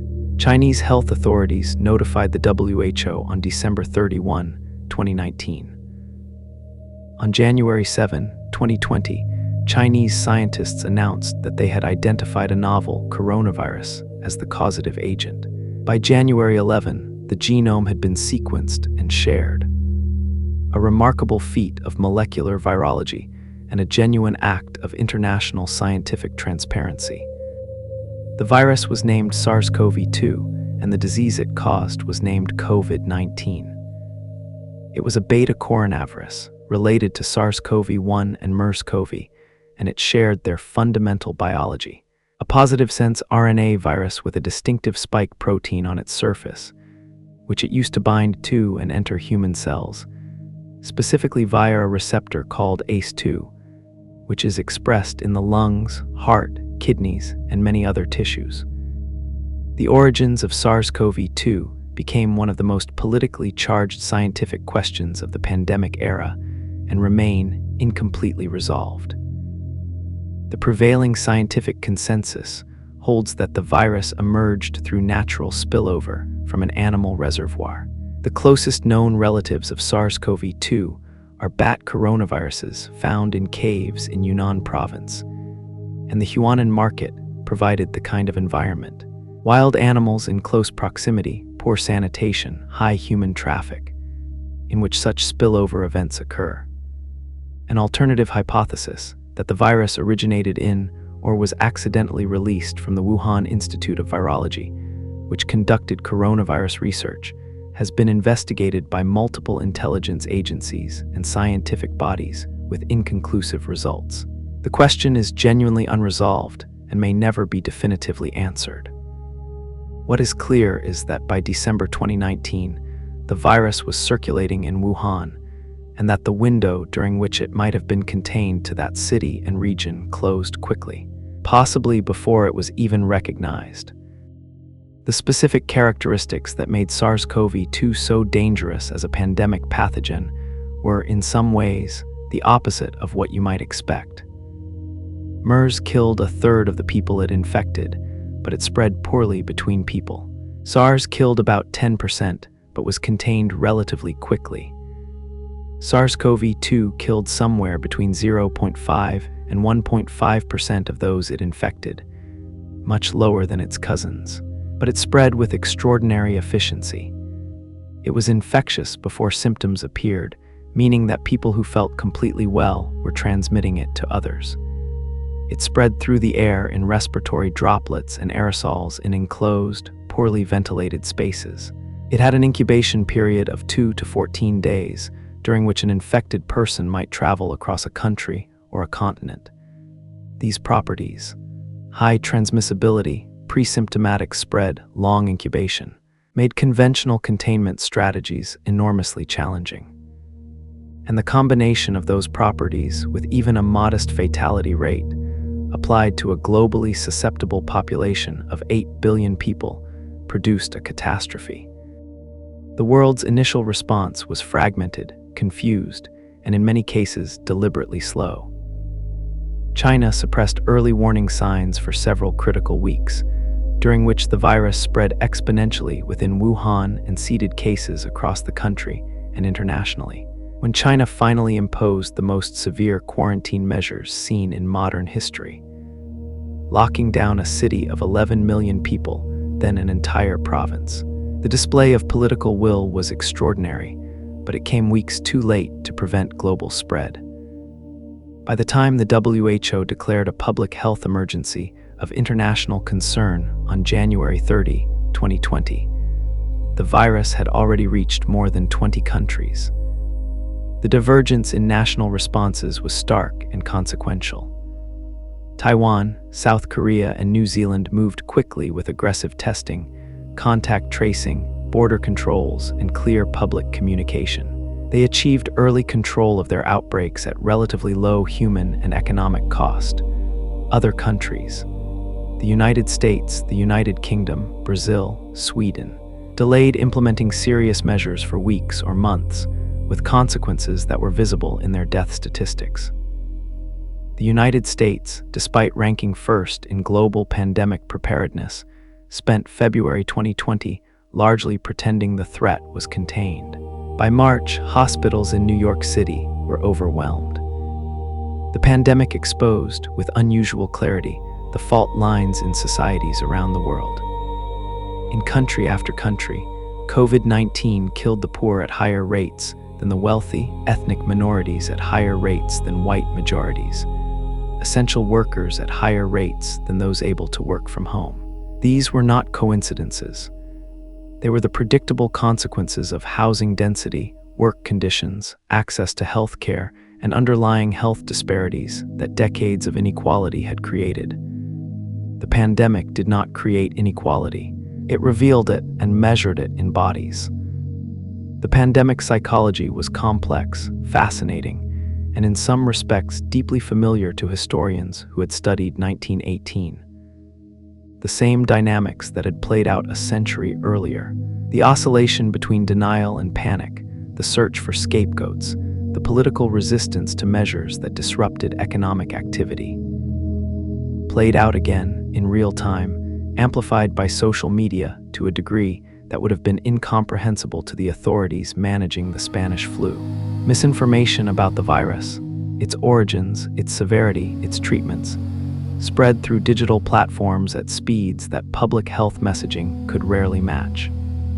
Conspiracy theories proliferated. The virus was manufactured, the vaccines contained microchips, the pandemic was a cover for political control, the death counts were inflated. The majority of people in most countries accepted the public health guidance and made significant personal sacrifices, but a significant minority did not, and their behavior had consequences for everyone. And yet, in the middle of all of this, in the middle of the political failure and the grief and the economic devastation and the social fracture, something else was also happening, something genuinely extraordinary. When the genome of SARS-CoV-2 was published on January 11, 2020, scientists at a small biotech company called Moderna began designing a vaccine. Not planning to design a vaccine, actually designing one. Within 2 days of the genome's publication, they had the sequence for their vaccine candidate. This was possible because of a technology that had been in development for decades, moving slowly through academic labs and small biotech firms, never quite reaching clinical application. Messenger RNA, or mRNA. The idea behind mRNA vaccines is conceptually elegant. Instead of introducing a weakened or killed pathogen into the body, the approach used by traditional vaccines. An mRNA vaccine provides the body's own cells with instructions to produce a specific protein from the pathogen, which the immune system then learns to recognize and respond to. The instructions are temporary. mRNA degrades naturally within days, and the vaccine does not enter the cell nucleus or interact with DNA in any way. The body reads the instructions, makes the protein, mounts an immune response, and the instructions disappear. The theoretical advantages of mRNA vaccines had been understood for years. They could be designed and manufactured much faster than traditional vaccines because the production process involved synthesizing genetic sequences rather than growing biological material. They could be adapted rapidly when a target pathogen mutated.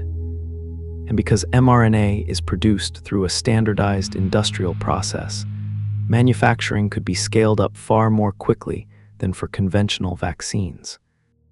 What had prevented mRNA vaccines from reaching clinical use was a series of technical problems. mRNA was unstable. The body's immune system tended to destroy it before it could do its job, and lipid nanoparticle delivery systems needed to be optimized to get the mRNA into cells efficiently. Two scientists in particular, Katalin Karikó and Drew Weissman, had spent decades working on these problems at the University of Pennsylvania, largely without institutional support or significant funding, repeatedly rejected for grants, repeatedly told their work was not sufficiently promising. Their 2005 paper describing a modification that made mRNA molecules stable enough for therapeutic use was the foundation on which the COVID vaccines were built.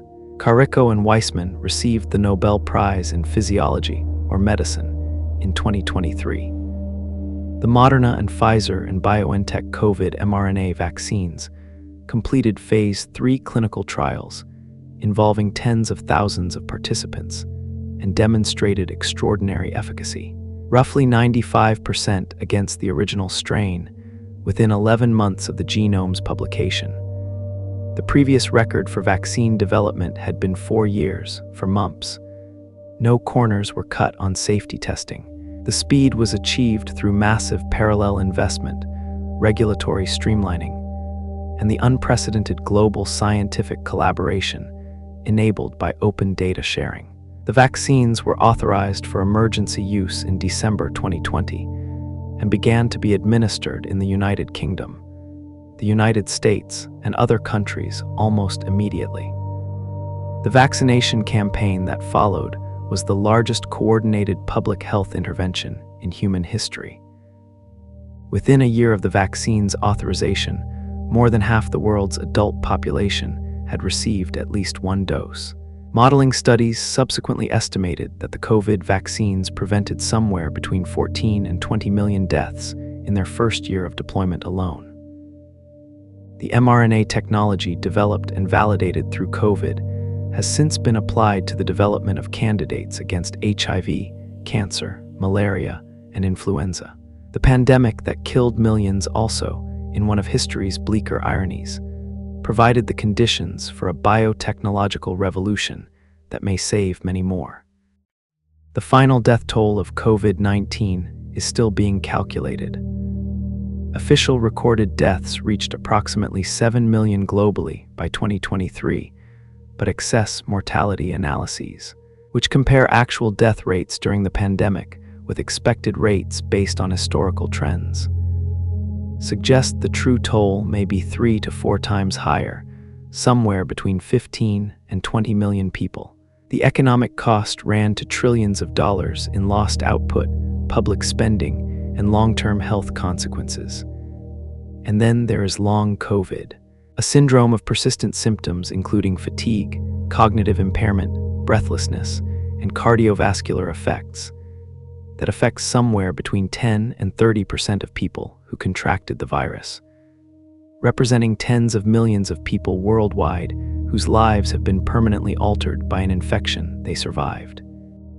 The world that emerged from the acute phase of the COVID-19 pandemic was not the transformed, more equitable, better prepared world that optimists had hoped the shared experience of catastrophe might produce. The structural inequalities that the pandemic had exposed were largely unaddressed. The trust in public health institutions that had been damaged by a combination of genuine institutional failures and deliberate misinformation campaigns had not been rebuilt. The emergency preparedness investments made at the height of the crisis were already being wound back. But the science had moved. The mRNA platform was established. The international genomic surveillance networks built during COVID were now standing infrastructure. The immunological understanding of coronavirus biology had advanced enormously. And somewhere in a laboratory, in dozens of laboratories, in dozens of countries, scientists were applying what they had learned, looking ahead, trying to get there first. That story is still being written. There is a cave in the Yunnan province of southern China that researchers have been visiting for years, dressed in full protective equipment. Hazmat suits, respirators, gloves, to collect samples from the thousands of horseshoe bats that roost in its dark recesses. The bats don't know they're being studied. They hang in their clusters, squeaking, shuffling, entirely uninterested in the scientists moving carefully beneath them. And in their blood and saliva and droppings, those scientists have found an extraordinary diversity of coronaviruses. Dozens of distinct strains, each one subtly different, each one a small variation on a genetic theme that has been evolving alongside bats for millions of years. Most of those viruses will never cause a human pandemic. Most of them can't infect human cells at all, but some of them can.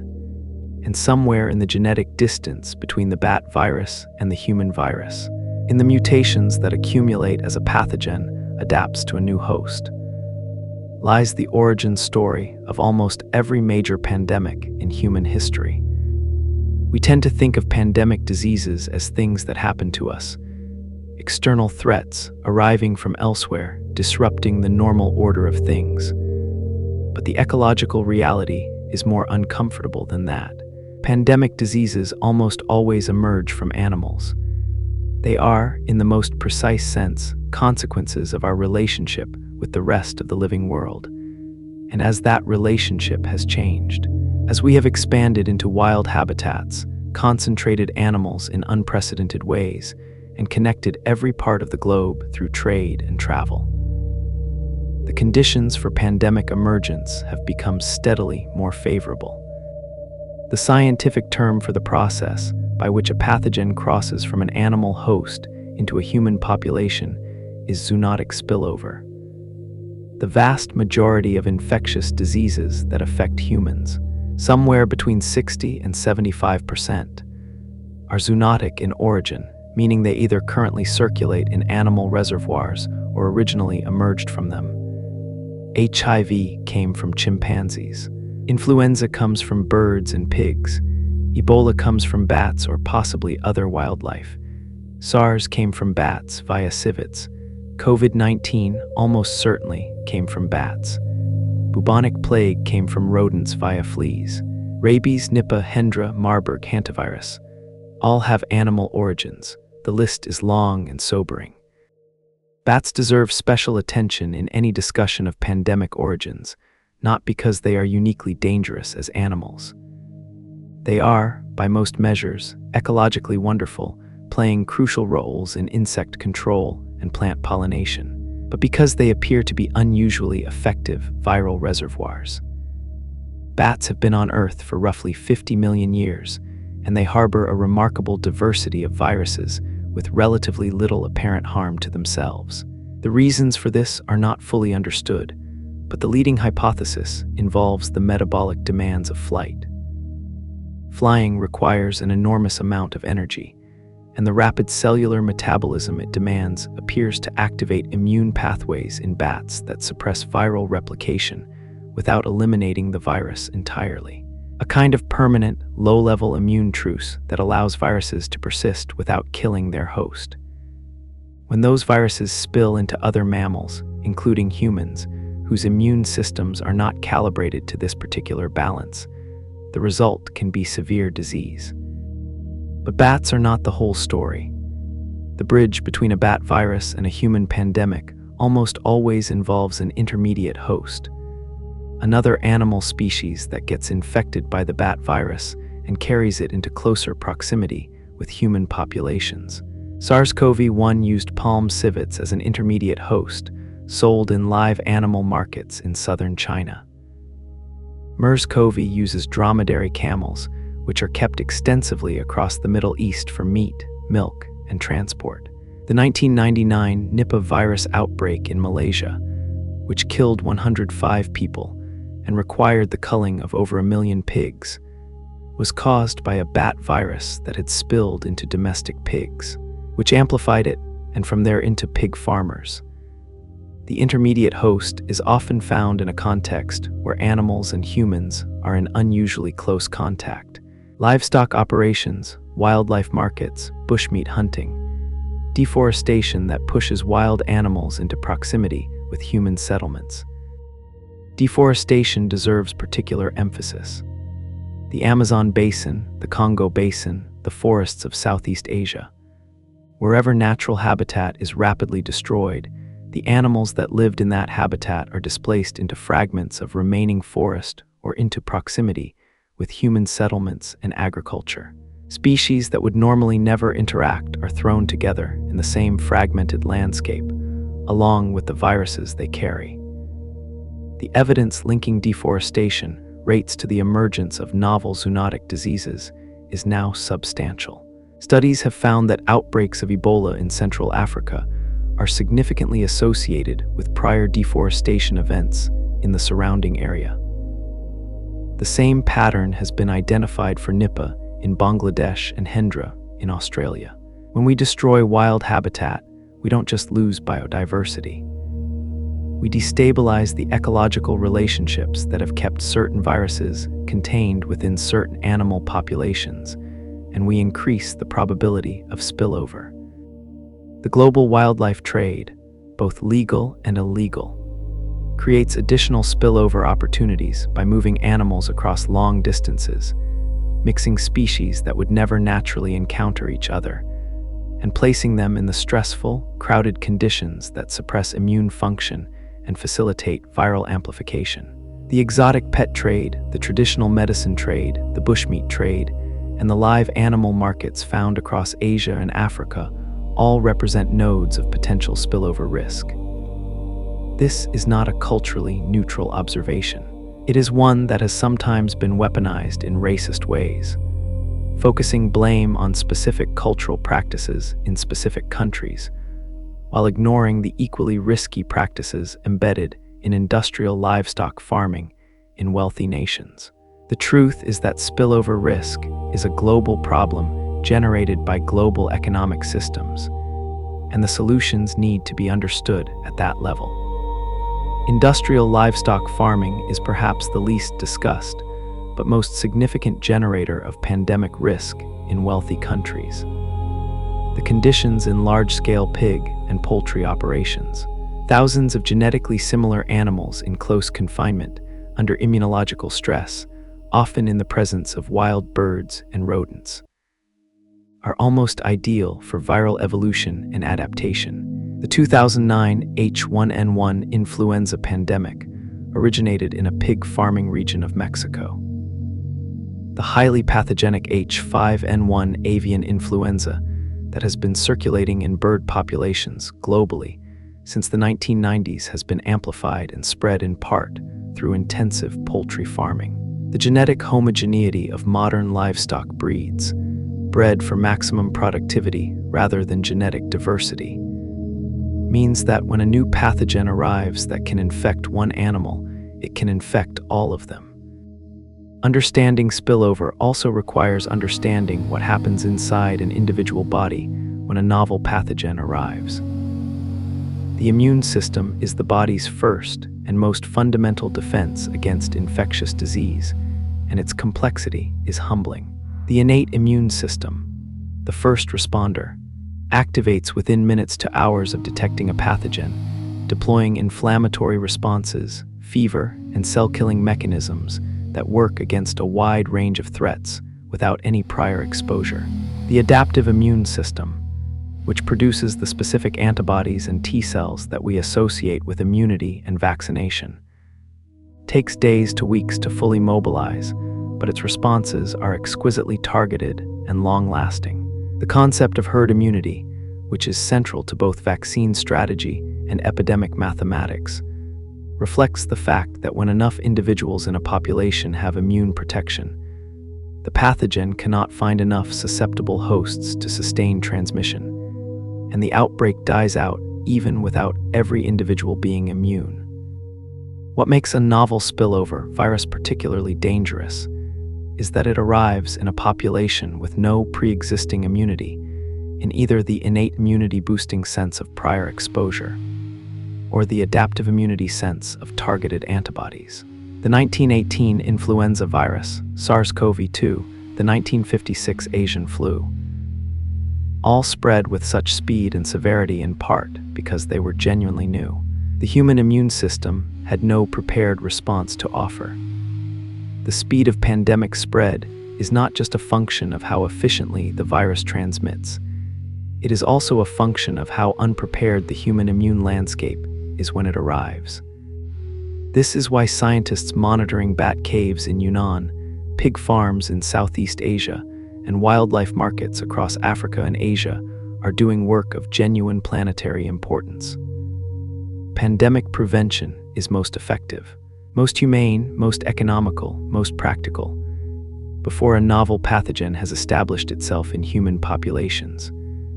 The challenge is that this kind of early warning surveillance is quiet, unglamorous work that produces no headline results when it succeeds.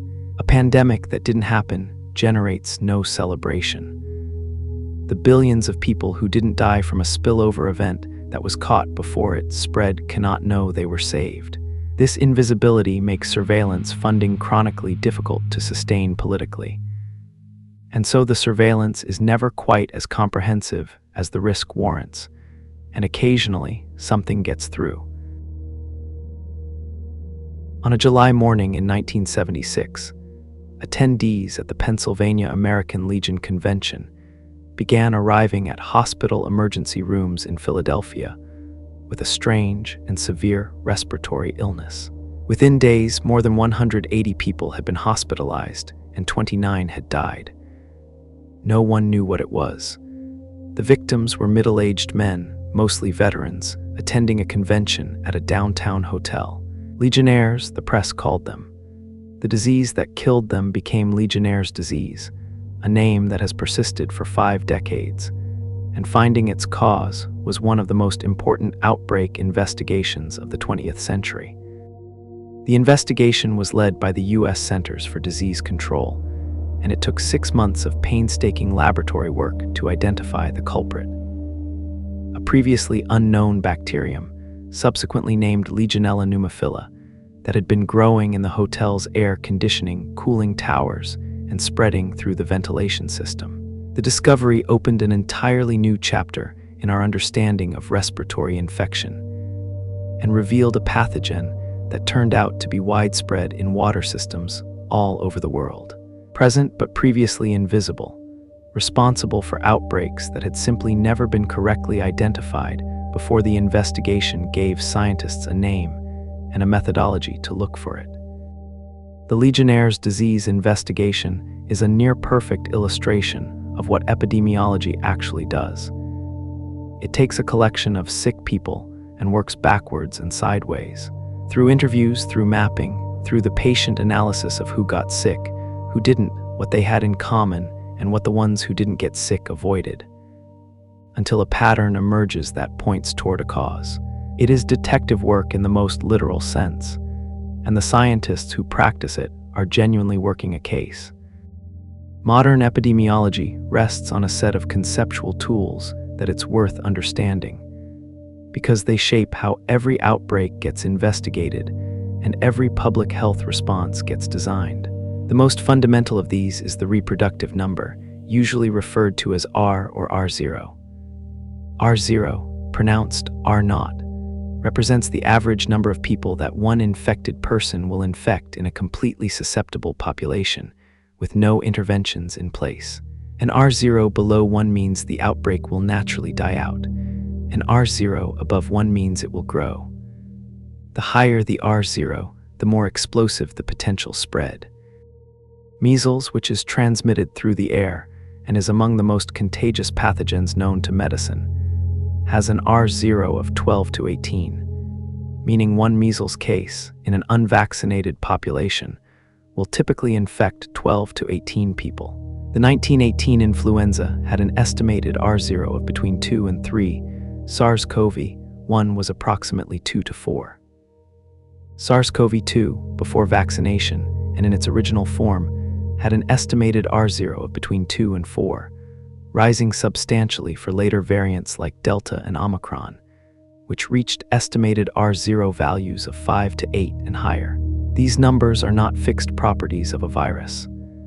They are functions of the virus's biology, the environment it's spreading in, and the behavior of the population it's moving through.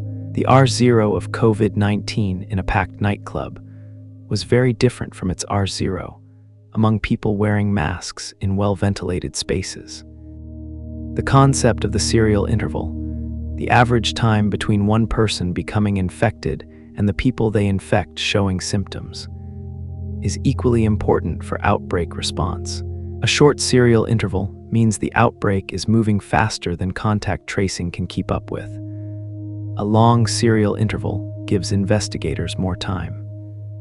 The serial interval of COVID-19 was approximately 4 to 5 days, which was part of what made contact tracing so challenging. By the time a case was identified and their contacts located, those contacts were often already infectious themselves. Contact tracing, the systematic identification and monitoring of everyone who has been in close contact with a confirmed case, is one of the most powerful tools in epidemic control. It was used to contain smallpox, to manage Ebola outbreaks in West Africa, to control SARS in 2003. It works by creating a ring of monitoring around known cases, catching new infections before they can seed further chains of transmission. At small outbreak scale, it is extraordinarily effective. At large epidemic scale, when case numbers are doubling faster than investigators can work, it becomes impossible to do comprehensively, which is why early action, before case counts overwhelm the system, is so critical. The search for patient zero, the first human case in an outbreak, is one of the most recognizable aspects of epidemic investigation and also one of the most frequently misunderstood. The search for patient zero is not primarily about assigning blame or finding someone to hold responsible. It is about tracing the chain of transmission back to its source, which provides critical information. Where did the spillover occur? What was the animal source? What were the specific exposure circumstances? Answering these questions can help prevent future spillovers from the same source and can provide clues about the virus's biology that inform treatment and prevention strategies. The concept was popularized in relation to HIV/AIDS in the 1980s, when a Canadian flight attendant named Gatton Dugas was incorrectly identified and publicly, cruelly scapegoated as the source of HIV in North America. Subsequent genetic analysis demonstrated that HIV had been circulating in American cities years before Dugas was even infected. The damage done by the patient zero narrative in that context, to a dying man and to the broader stigmatization of gay men during the epidemic, is a cautionary tale about how a legitimate scientific concept can be weaponized. Ebola provides some of the most dramatic modern examples of epidemic investigation in action. The Ebola virus, which causes a hemorrhagic fever with a fatality rate that can exceed 50%, has produced a series of outbreaks in Central and West Africa since its identification in 1976. Named for the Ebola River in the Democratic Republic of Congo, near the site of the first recognized outbreak. Each outbreak has been investigated by teams from the WHO, the CDC, and partner organizations, working in extraordinarily difficult conditions. Remote geography, inadequate health infrastructure, community distrust, and the constant risk of infection for the investigators themselves. The 2014-2016 West African Ebola outbreak was by far the largest in history, affecting Guinea, Sierra Leone, and Liberia, and ultimately killing approximately 11,300 people. The outbreak grew to unprecedented scale partly because it occurred in densely populated urban areas for the first time. Previous outbreaks had been mostly contained to rural communities, and partly because of significant delays in international response. The eventual control of the outbreak required a massive international mobilization that combined classic contact tracing and isolation with community engagement strategies that addressed the distrust and fear that were causing people to conceal cases and avoid treatment centers. Field epidemiologists working in West Africa during that outbreak operated in conditions of genuine danger, doing work that required not just technical skill, but extraordinary cultural sensitivity and physical courage. The international disease surveillance infrastructure that was built partly in response to SARS and strengthened after the West African Ebola outbreak represents one of the genuinely important public health developments of the early 21st century. The Global Outbreak Alert and Response Network, GOARN, coordinates rapid deployment of international expertise to emerging outbreaks. The International Health Regulations, revised in 2005, create legal obligations for countries to report disease events of potential international concern to the WHO within 24 hours. ProMed, a program of the International Society for Infectious Diseases, maintains a moderated email list that has been one of the earliest reporting systems for novel outbreaks since 1994. It published the first alert about the unusual pneumonia in Wuhan on December 30, 2019, the day before Chinese health authorities formally notified the WHO. But surveillance systems are only as good as the information flowing into them, and that information depends on functioning health systems at the local level. The community health worker in a rural village who recognizes something unusual, the hospital physician who reports a cluster of cases, the laboratory that can run the tests needed to characterize a pathogen. In much of the world, those capacities are fragile or absent, which means that outbreaks can circulate for weeks or months before reaching the international surveillance radar. The geographic distribution of global pandemic risk and the geographic distribution of global health infrastructure are deeply, frustratingly misaligned. The places most likely to experience spillover events are often the places least equipped to detect and respond to them. The disease detectives of the 21st century are an unusual combination of scientist, investigator, and diplomat. They work across language barriers and political sensitivities in environments ranging from state-of-the-art laboratories to mud-floored clinics. They face the same fundamental challenge that John Snow faced on Broad Street in 1854, taking a collection of sick people and a collection of facts and finding the thread that connects them. The tools are immeasurably more sophisticated now. Genomic sequencing, satellite surveillance, real-time data analysis, international networks that can share data in seconds. But the core intellectual act, the careful, curious, systematic search for the pattern that explains the suffering, is the same work that has been done by extraordinary people for nearly 2 centuries. There is a peculiar kind of accounting that happens in the wake of great catastrophe. Not just the counting of the dead, though that is done incompletely and painfully for as long as memory and records persist. There is also a subtler reckoning with what has changed, what has been lost that cannot be counted, and what, unexpectedly, has been built from the wreckage. Every major pandemic in history has left the world it exits looking meaningfully different from the world it entered. This is one of the most consistent and least discussed facts about epidemic disease. Begin with the most basic transformation, demographics. When the Black Death killed between a third and half of Europe's population in the 14th century, it created a labor shortage that fundamentally disrupted the feudal economic order. Suddenly, peasants who survived could demand wages. They could leave their lord's land and seek better conditions elsewhere. The Black Death did not cause the end of European feudalism. That was a long, complex process with many causes. but it accelerated it profoundly in ways that created the conditions for the economic and social transformations of the Renaissance and Reformation. The plague that killed millions eventually, in a bitterly ironic way, contributed to the emancipation of those who survived it. The 1918 influenza pandemic shaped the 20th century in ways that are still underappreciated. It killed disproportionately among young adults, the people who were, in 1919 and 1920, supposed to rebuild a world shattered by 4 years of industrial warfare. Their loss, added to the war's own devastating death toll, hollowed out a generation across multiple countries, with demographic consequences that echoed for decades. The pandemic also contributed, in ways historians are still exploring, to the political instabilities of the interwar period.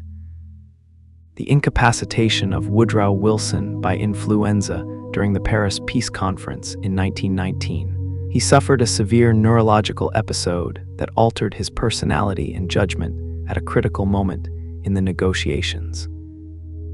May have contributed to the punitive terms imposed on Germany, which in turn contributed to the political conditions that enabled the rise of National Socialism. This is a long causal chain, and historians appropriately debate each link. But the possibility that an influenza infection shaped the conditions for the Second World War is not as far-fetched as it sounds. Pandemics change medicine. Every major epidemic generates, in its aftermath, advances in the understanding and practice of medicine that would not have come as quickly without the urgency the epidemic created. Cholera gave us germ theory and modern epidemiology. The 1918 flu, despite generating relatively little lasting institutional change in the short term, produced important research into influenza biology and the epidemiology of respiratory infection. HIV/AIDS produced a revolution in antiviral drug development, in the immunological understanding of the human immune system, and in the regulatory frameworks governing clinical trials, advances that directly contributed to the rapid development of COVID vaccines. COVID-19 has given us mRNA vaccine technology, dramatically accelerated methods for genomic surveillance, and a transformed understanding of the relationship between respiratory infection and systemic disease. Each pandemic leaves behind a medical literature that represents hard-won knowledge, paid for at terrible cost. Pandemics change institutions. The Black Death contributed to the decline of church authority in Europe and ultimately to the conditions for the Protestant Reformation. Cholera created modern public health infrastructure. The sewers, the water treatment systems, the health boards and inspectorates that are invisible foundations of urban life in the developed world.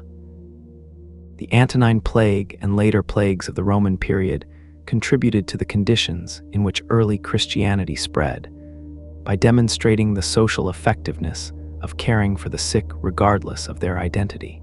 SARS created the International Health Regulations of 2005. COVID-19, whatever its long-term institutional consequences prove to be, has permanently altered the global conversation about pandemic preparedness, healthcare system resilience, and the political economy of public health. Pandemics change culture. This is perhaps the most intimate form of transformation and the hardest to measure. The art born in the shadow of epidemic disease carries a distinctive quality, a preoccupation with mortality, a heightened awareness of the body's fragility, and attention to what matters when ordinary life is stripped away.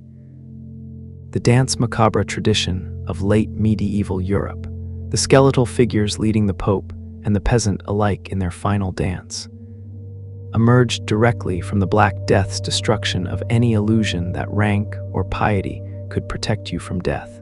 The Italian Renaissance, with its extraordinary flourishing of human achievement and humanist philosophy, developed in the cultural aftermath of the plague, shaped partly by the experience of a world in which the old certainties had literally died. Some historians have argued that the Black Death produced, among those who survived, a heightened intensity of engagement with life. a kind of psychological response to mortality that expressed itself in art, architecture, and intellectual inquiry with unusual energy. The literature produced in epidemic times often grapples directly with the experience of collective vulnerability. Giovanni Boccaccio's Decameron, written in the immediate aftermath of the Black Death's arrival in Florence, opens with one of the most detailed eyewitness accounts of the plague's social devastation, and frames its 100 stories as the entertainment of a group of young people sheltering from the epidemic in the Tuscan hills. Daniel Defoe's A Journal of the Plague Year, published in 1722, reimagined the Great Plague of London of 1665 in documentary-style prose that reads as a meditation on community, survival, and the relationship between individual action and collective fate. Catherine Ann Porter's Pale Horse, Pale Rider, published in 1939, is probably the finest literary account of the 1918 influenza pandemic, a novella rooted in Porter's own near-death experience from the disease, dense with the feeling of a world coming apart and a self coming apart with it. What is striking about so much epidemic literature is its preoccupation with the social fabric, with what holds communities together or drives them apart under extreme pressure. Boccaccio describes both the community care and the complete social abandonment of the dying during the Black Death with equal honesty. Defoe is fascinated by the question of whether to flee the city or stay. The pandemic literature of 2020 and 2021, produced in real time through essays, memoirs, novels, and social media, similarly obsessed over the same questions. Who is we in a time of collective threat? What do we owe each other? What happens to community when physical proximity becomes dangerous? Pandemics reveal societies to themselves. They expose, with a clarity that is sometimes unbearable, the gap between a society's stated values and its actual priorities. The response to the Black Death revealed the limits of church authority and the capacity of communities to abandon their most vulnerable.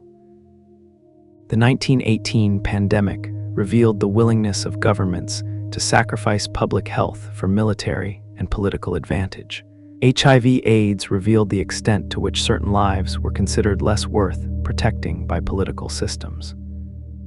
COVID-19 revealed the depth of inequality embedded in apparently stable societies, the fragility of public trust in institutions, and the speed with which scientific consensus could be contested in a high-information environment.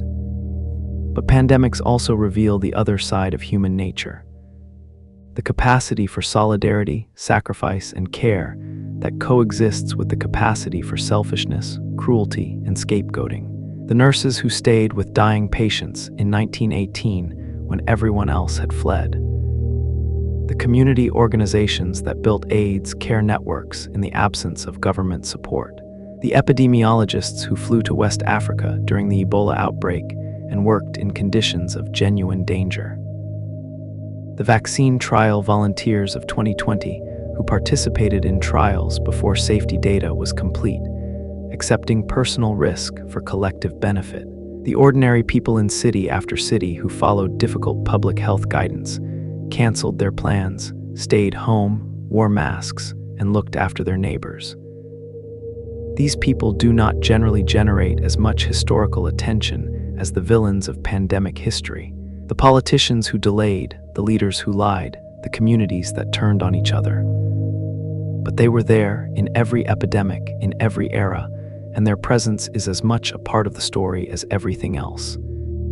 The sociologist Kai Erikson wrote about what he called collective trauma, the damage done to communities not just by the immediate event, but by the disruption of the social fabric that the event causes.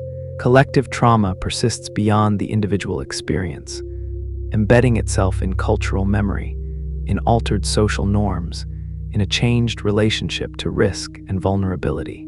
The communities that survived the Black Death developed new attitudes toward death and the body that shaped European culture for centuries.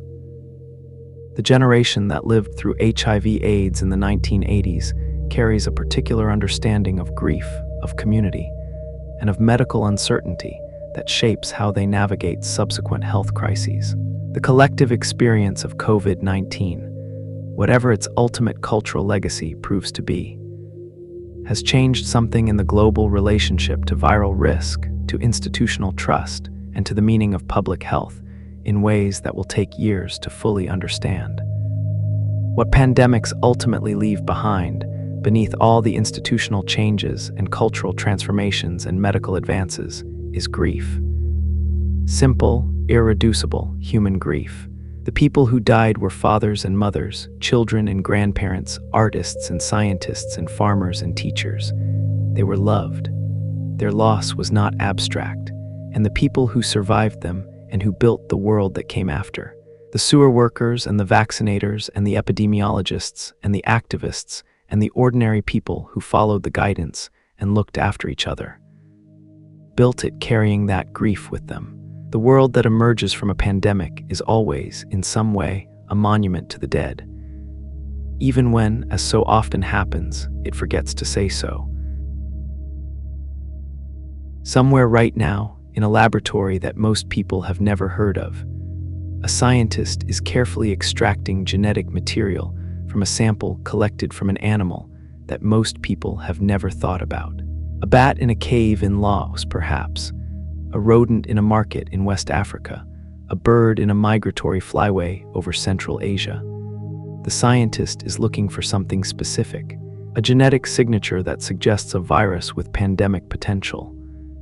And also for something less specific, the anomaly, the unexpected sequence, the thing that doesn't match anything in the database.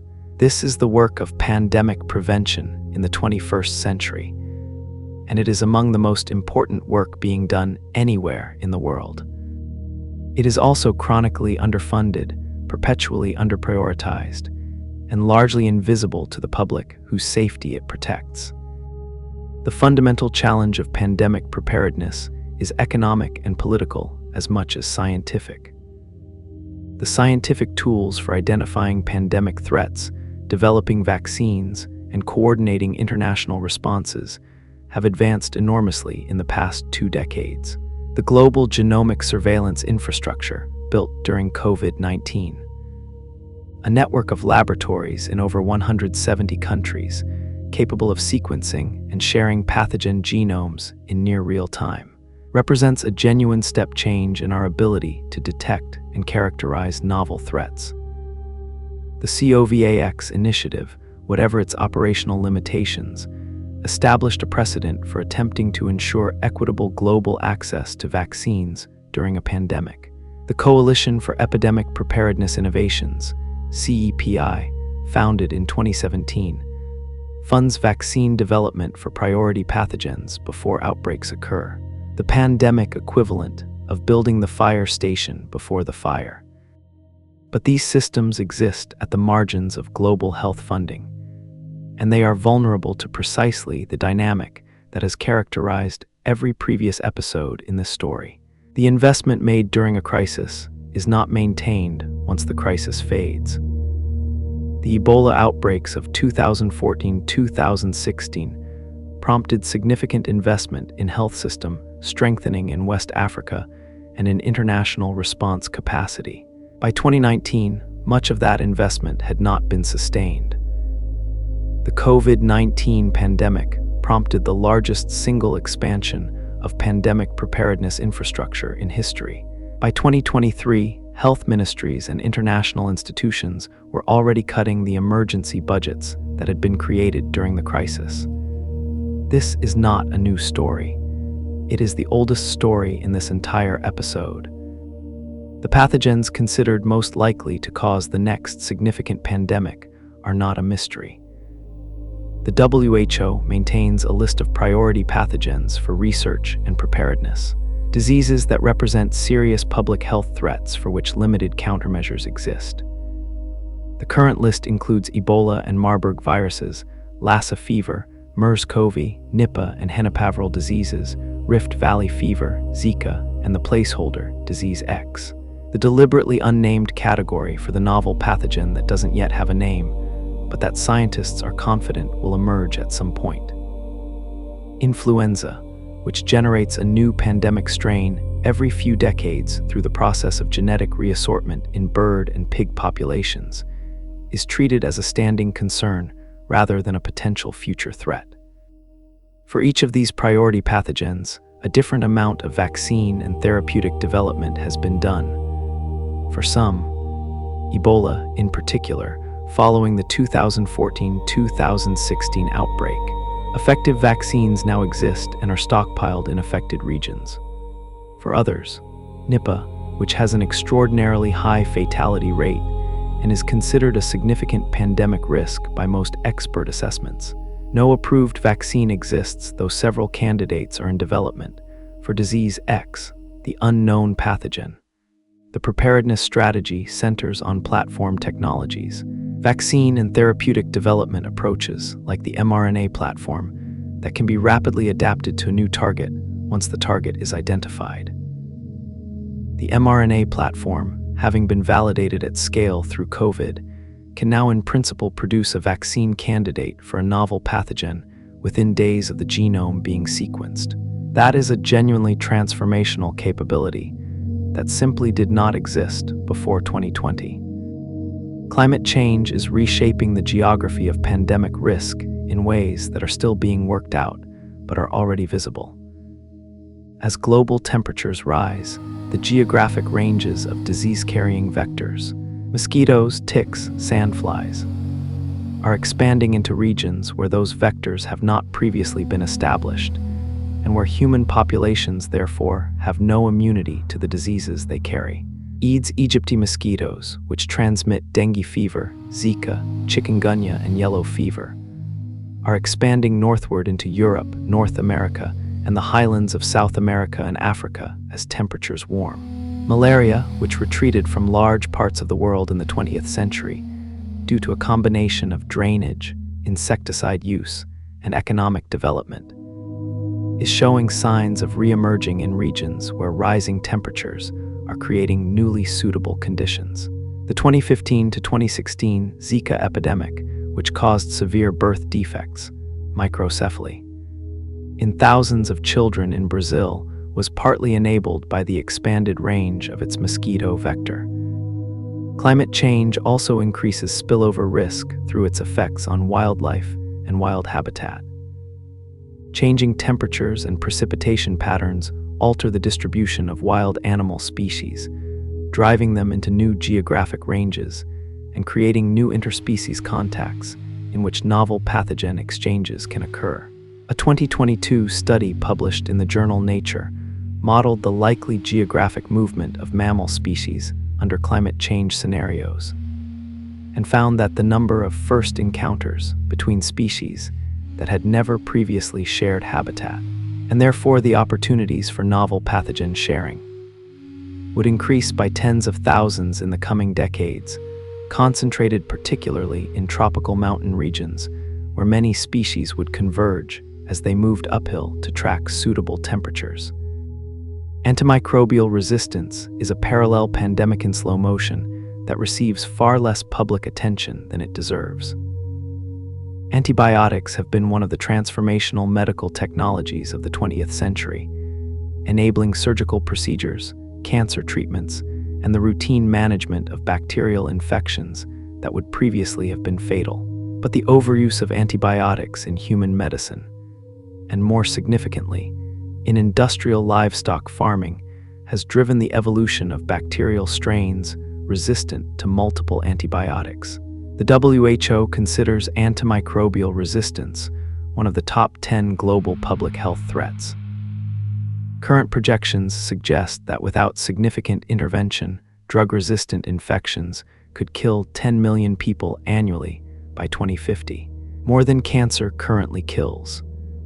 The pipeline of new antibiotic development is thin because antibiotics are economically unattractive for pharmaceutical companies.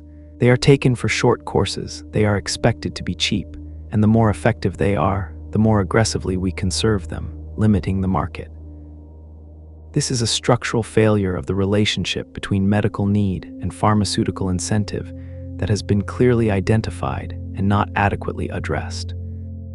The governance of pandemic preparedness is a genuine challenge in a world of nation-states with competing interests and divergent capacities. The WHO, which is the closest thing to a global public health authority, is constrained in its ability to investigate, report, or respond to outbreaks in member states without those states' cooperation, because it depends on member state funding and political support. The international health regulations create reporting obligations, but enforcement mechanisms are limited. China's delays in reporting the COVID-19 outbreak in late 2019 did not result in any meaningful accountability consequence, which does not create strong incentives for the next country facing a similar situation to behave differently. The Pandemic Treaty, a proposed international legal instrument under negotiation at the WHO in the years following COVID-19, represents an attempt to create stronger, more equitable, and more enforceable international frameworks for pandemic preparedness and response. Its negotiations have been difficult, reflecting genuine tensions between countries over issues including intellectual property rights on vaccines and therapeutics, the equitable sharing of pathogen samples and genomic data, and the balance between national sovereignty and international oversight. Whether the treaty ultimately produces a meaningful strengthening of global pandemic governance remains to be seen at the time of writing. The political will that produced the negotiation was real. The political will required to make the resulting instrument genuinely effective may be harder to sustain. What does all of this mean for the future? It means that the next pandemic is a matter of when, not if. Every epidemiologist, every virologist, every public health official who thinks seriously about pandemic risk says the same thing, with the kind of quiet certainty that comes from looking at the data for long enough. The conditions that generate spillover, shrinking wild habitat, increasing human-animal contact, global travel and trade, climate change, are not improving.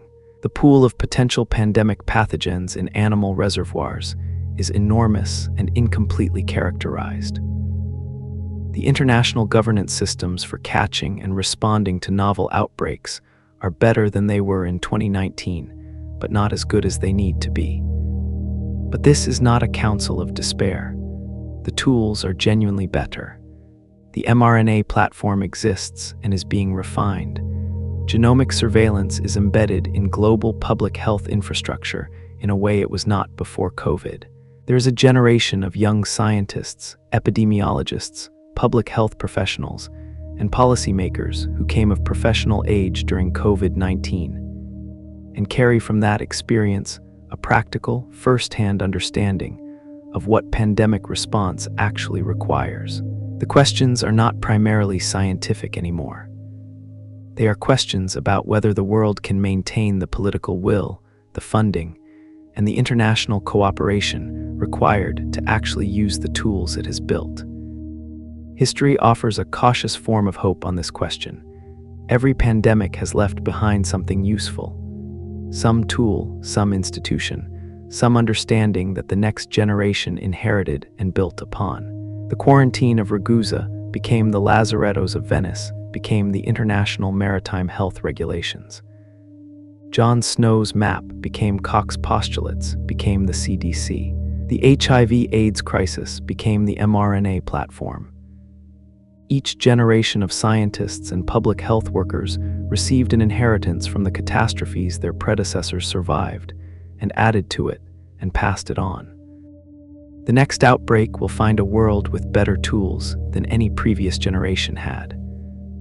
Whether it finds a world with the wisdom and the will to use them is the question that every person alive today has some small role in answering. Through the politicians they support, the institutions they trust or challenge, the conversations they have, and the willingness they bring to the difficult, unglamorous work of thinking seriously about collective risk and collective responsibility. The virus does not care about borders or politics or economic cycles or whether it is a convenient time. It never has. It just finds the next susceptible host and does what it was built to do. Our job. The job we have been doing imperfectly and courageously, and often too late, for as long as we have lived in communities, is to stay one step ahead of it. Tonight, we've traveled an enormous distance, from ancient Athens to modern Wuhan, from the miasma theories of medieval physicians to the mRNA laboratories of the 21st century, from the quarantine docks of Venice to the genomic surveillance networks that now span the globe. What has emerged from all of that distance is a single, consistent, quietly remarkable truth: that humanity has always found a way to respond to the invisible threat.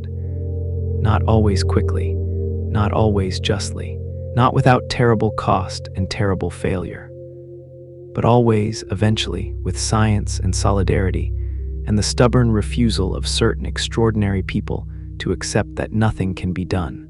The story of pandemics is a story of suffering, but it is also a story of human ingenuity meeting its hardest test again and again and rising, slowly, imperfectly, to meet it. Thank you for spending these quiet hours with me on this journey through the history and science of pandemics. If you're already drifting off, then our work tonight is done. But if you're still with me, perhaps another deep dive will carry you gently into slumber. Until we meet again in these quiet hours, may you rest in the knowledge that brilliant, dedicated people are watching the horizon on your behalf, that the tools they carry are sharper than they've ever been, and that every morning you wake in an ordinary world is, in some small and genuine way, a victory that someone, somewhere, worked to make possible.